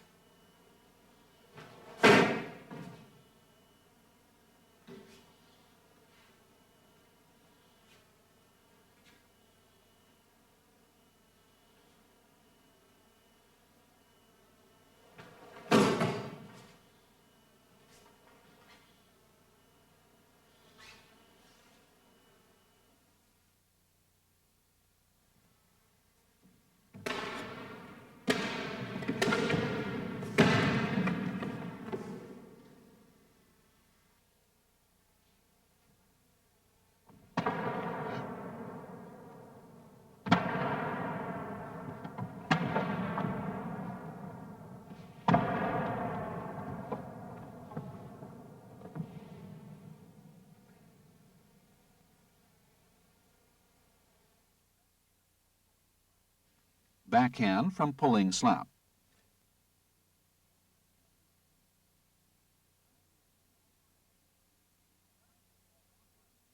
If you slap the opponent's front hand, he will try to withdraw his hand immediately. You take advantage of this opening in his defenses to execute an attack with uraken.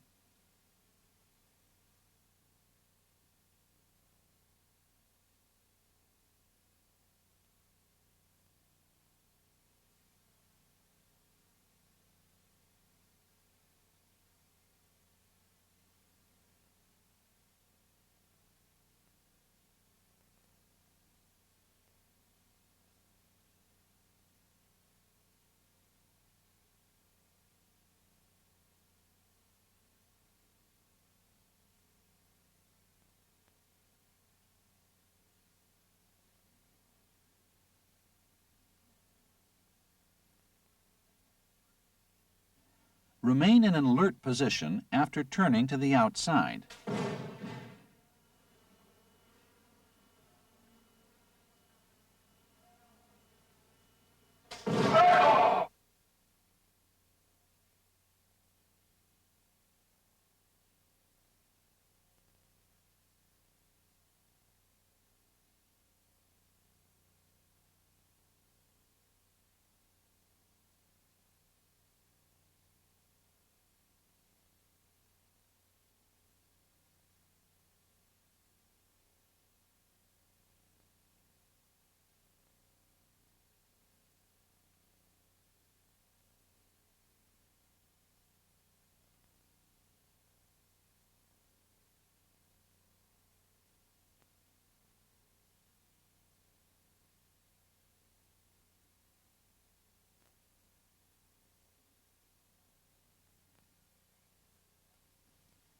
Change for Kizami-zuki to Ura-ken.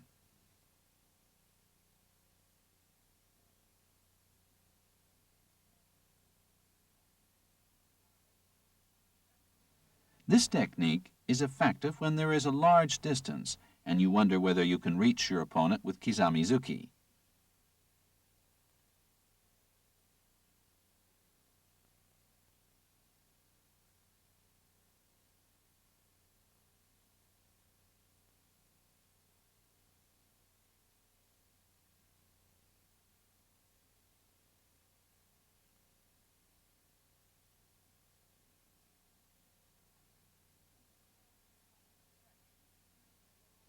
When striking, make your motion small and use the snapping power of your elbow and wrist. Since the distance is greater, be sure not to lean forward.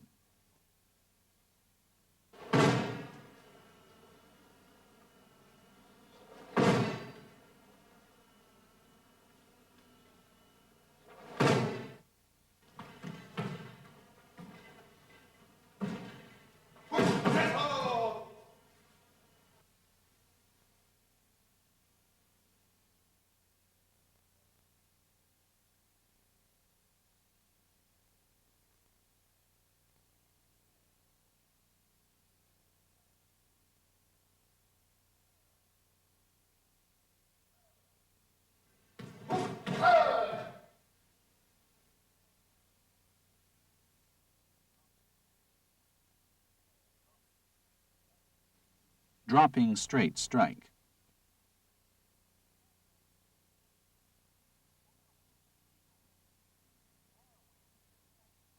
When far away from your opponent, enter with a strong oizuki, and then execute an attack by crouching down under your opponent's arm, just as he tries to punch at the initial contact.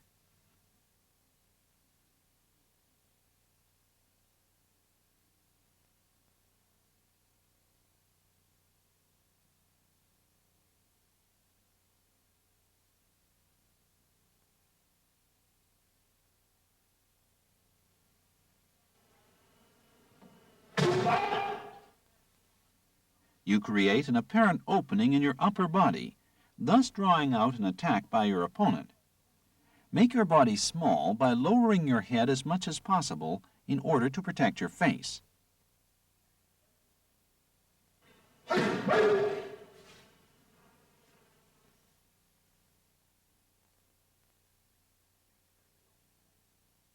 Make sure you don't lean over.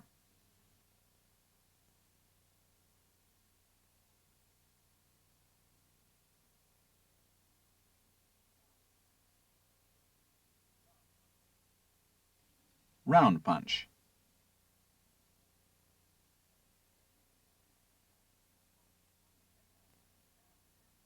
You execute an attack to your opponent's blind spot from the side while avoiding his attacking line.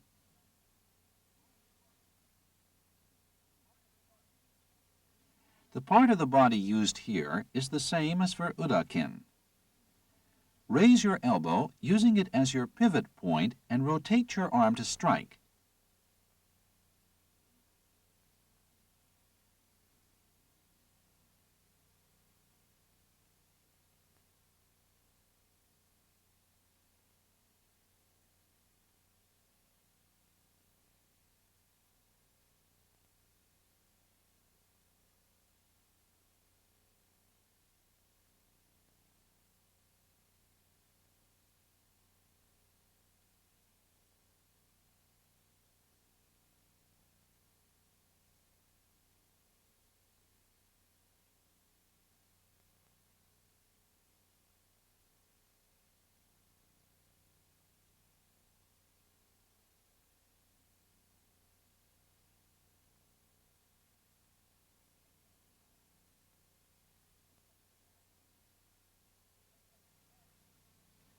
Let's look at the actual movement.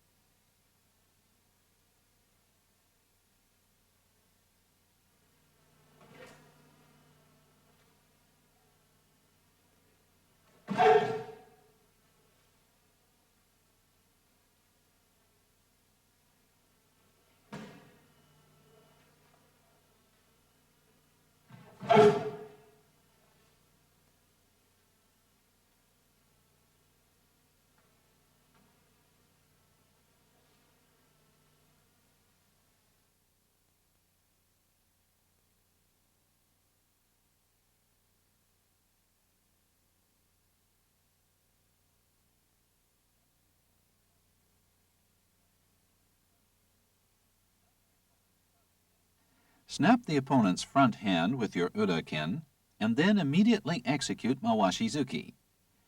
This is a technique which takes your opponent by surprise.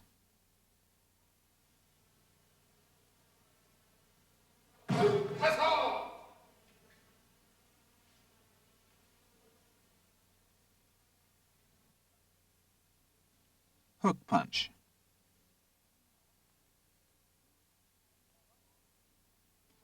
In Mawashizuki, you rotate only your arm and strike from the side, but in Kagizuki, you strike forward while your body moves to the side. In both techniques, you attack your opponent from an angle so as to surprise him.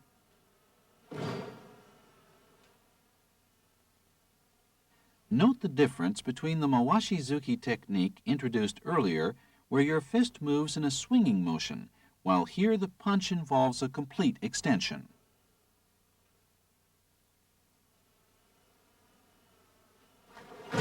Bend your elbow 90 degrees when striking and enter with your body and punch at the same time.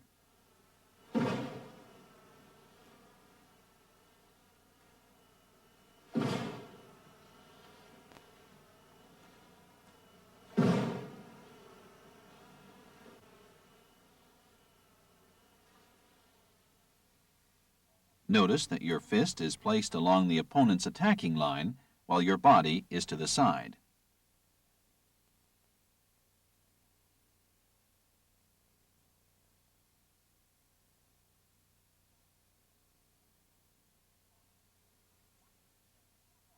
It's important to enter strongly, as if to knock your opponent off balance by crashing into him with your hips.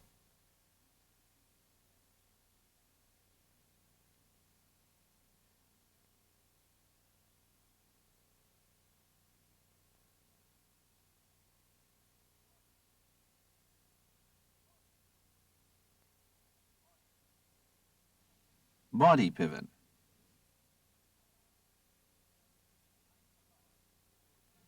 Tai-sabaki refers to the movement of your body where you avoid your opponent's attack and attack him while going around to his side.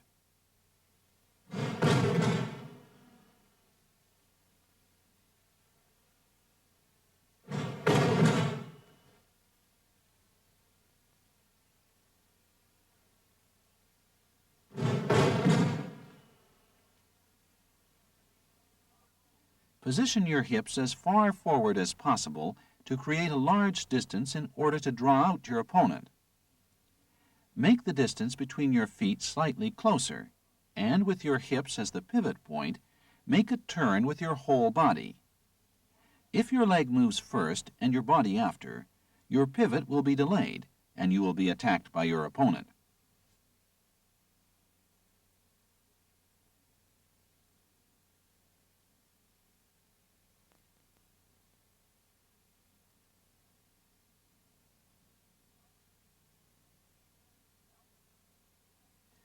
Now let's look at the actual movement. This is Jodanzuki after avoiding Maigiri.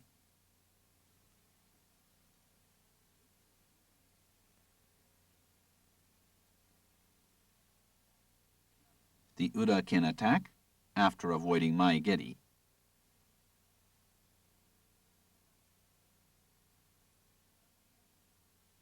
The Chudan attack after avoiding Maigiri. In all cases, it's important to move to the opponent's side, assuming an alert posture. You should move your body in an oblique direction so that you can immediately place yourself in a counterattacking position.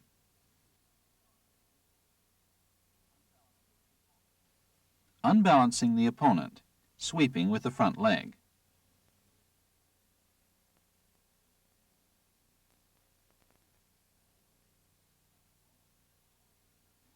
Close the distance between your feet slightly and lower your hips with the center of gravity over your rear foot. You adjust the distance with your rear foot.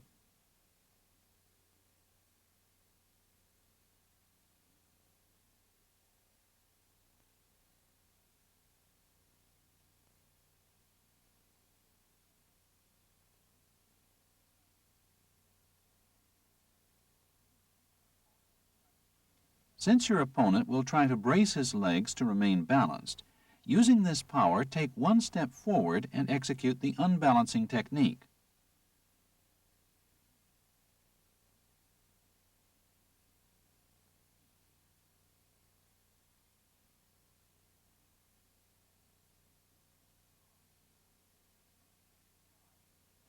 Use the inside of the ankle of your front leg.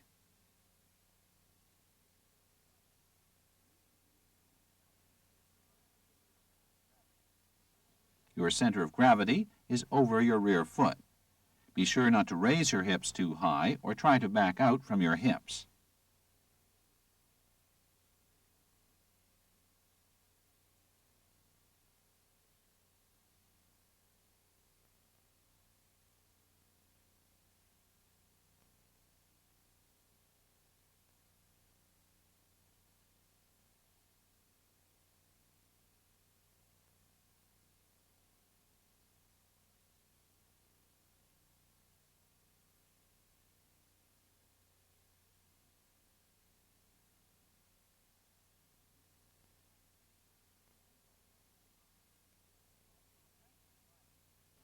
When attacked with Maegeri, draw your leg back an extra foot length in order to adjust the distance.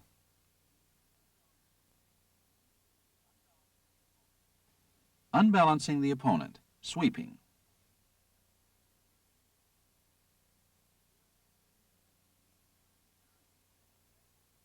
There are two ways of executing ashi badai against an opponent who comes to punch you from the outside and inside.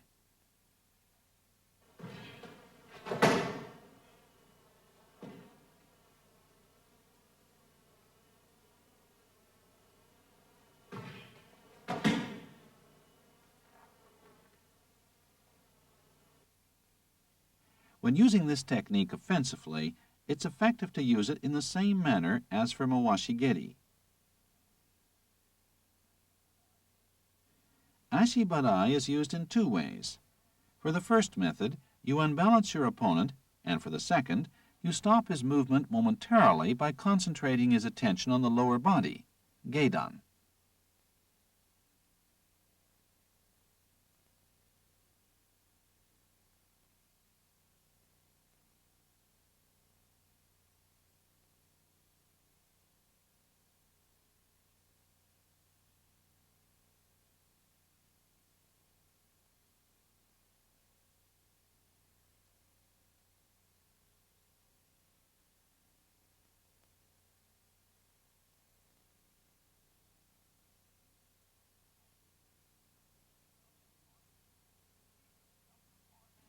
You aim at the upper part of his ankle or calf.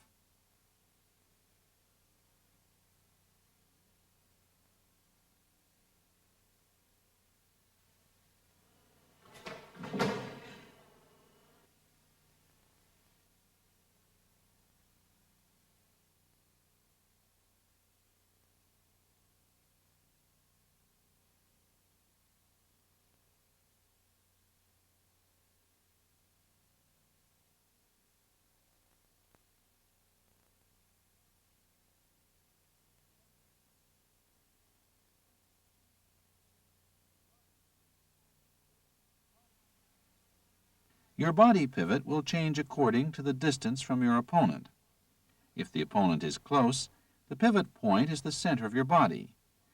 If, on the other hand, he is far away, the front of your body becomes the pivot point and your body moves in a large arc. In the sweeping techniques of karate, unlike judo, you should execute a punch and kick consecutively immediately after breaking your opponent's balance.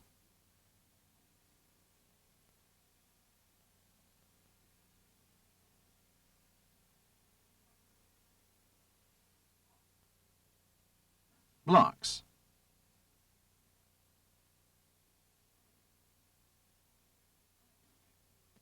In osae techniques, you enter the instant before your opponent, who is advancing forward to attack, and block his technique before he can execute it.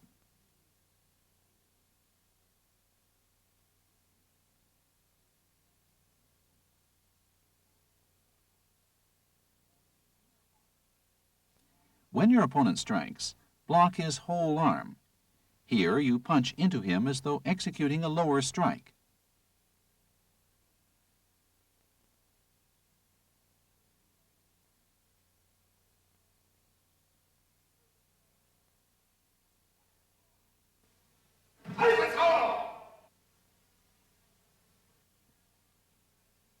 Here, you strike into him using your forearm.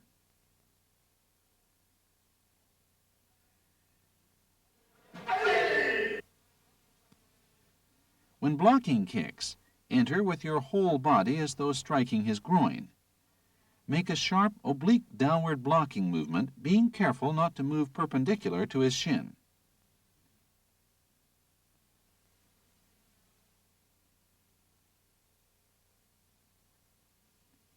It's important to instantaneously judge his attack.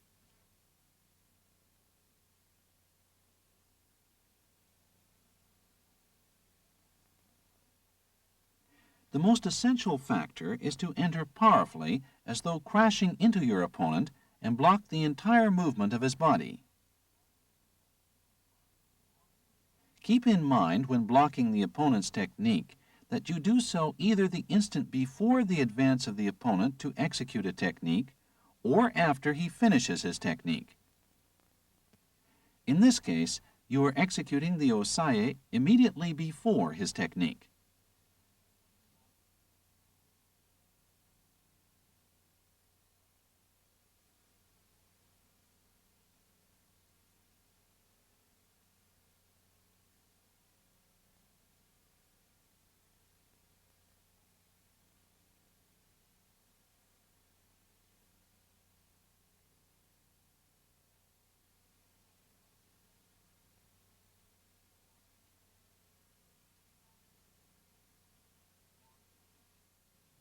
Block with knee kick.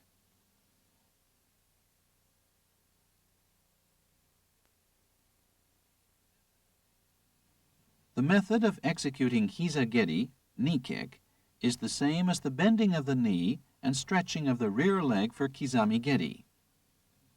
Close the distance between your feet and use the stretching power of your rear leg. Never allow your hips to rise too high and keep the distance between the elbow of your front arm and knee as constant as possible.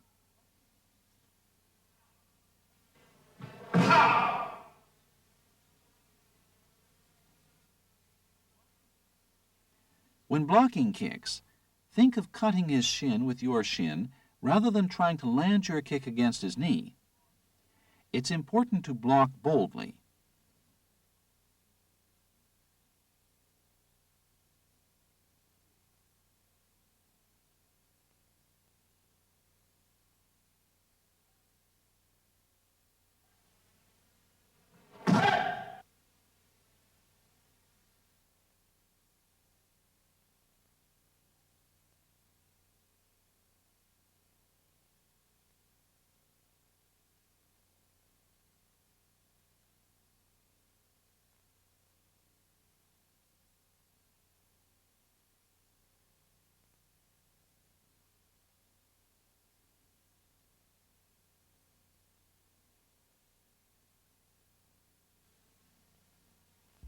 When moving into your opponent with hizageri, Do so as if you were executing Kizamizuki with the top of your knee. Also, notice that you don't change the position of your front leg when drawing up your rear leg. In this manner, you are using the distance to your exclusive advantage.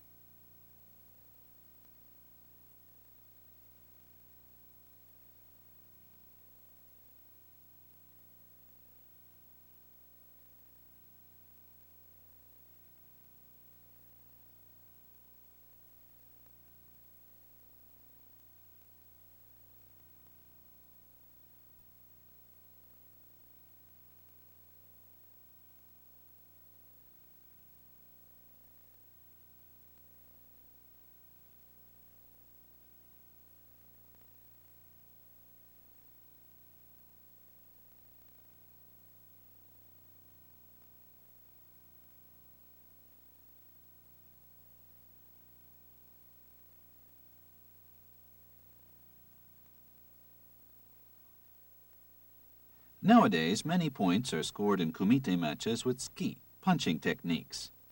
However, one of the characteristic features of Karate-Do is that you can use any part of your body as a weapon, and you can execute free attacks based on mechanical movements of your whole body. Relying only on hand techniques because they are easy to control in order to win points will never lead to a well-rounded karate practice. The road to success is a long one.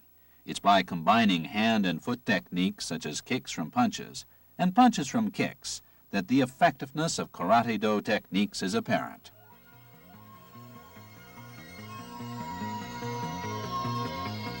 Masahiko Tanaka accomplished the feat of winning the All Japan Karate Association Championship and the IAKF World Kumite Championship in succession.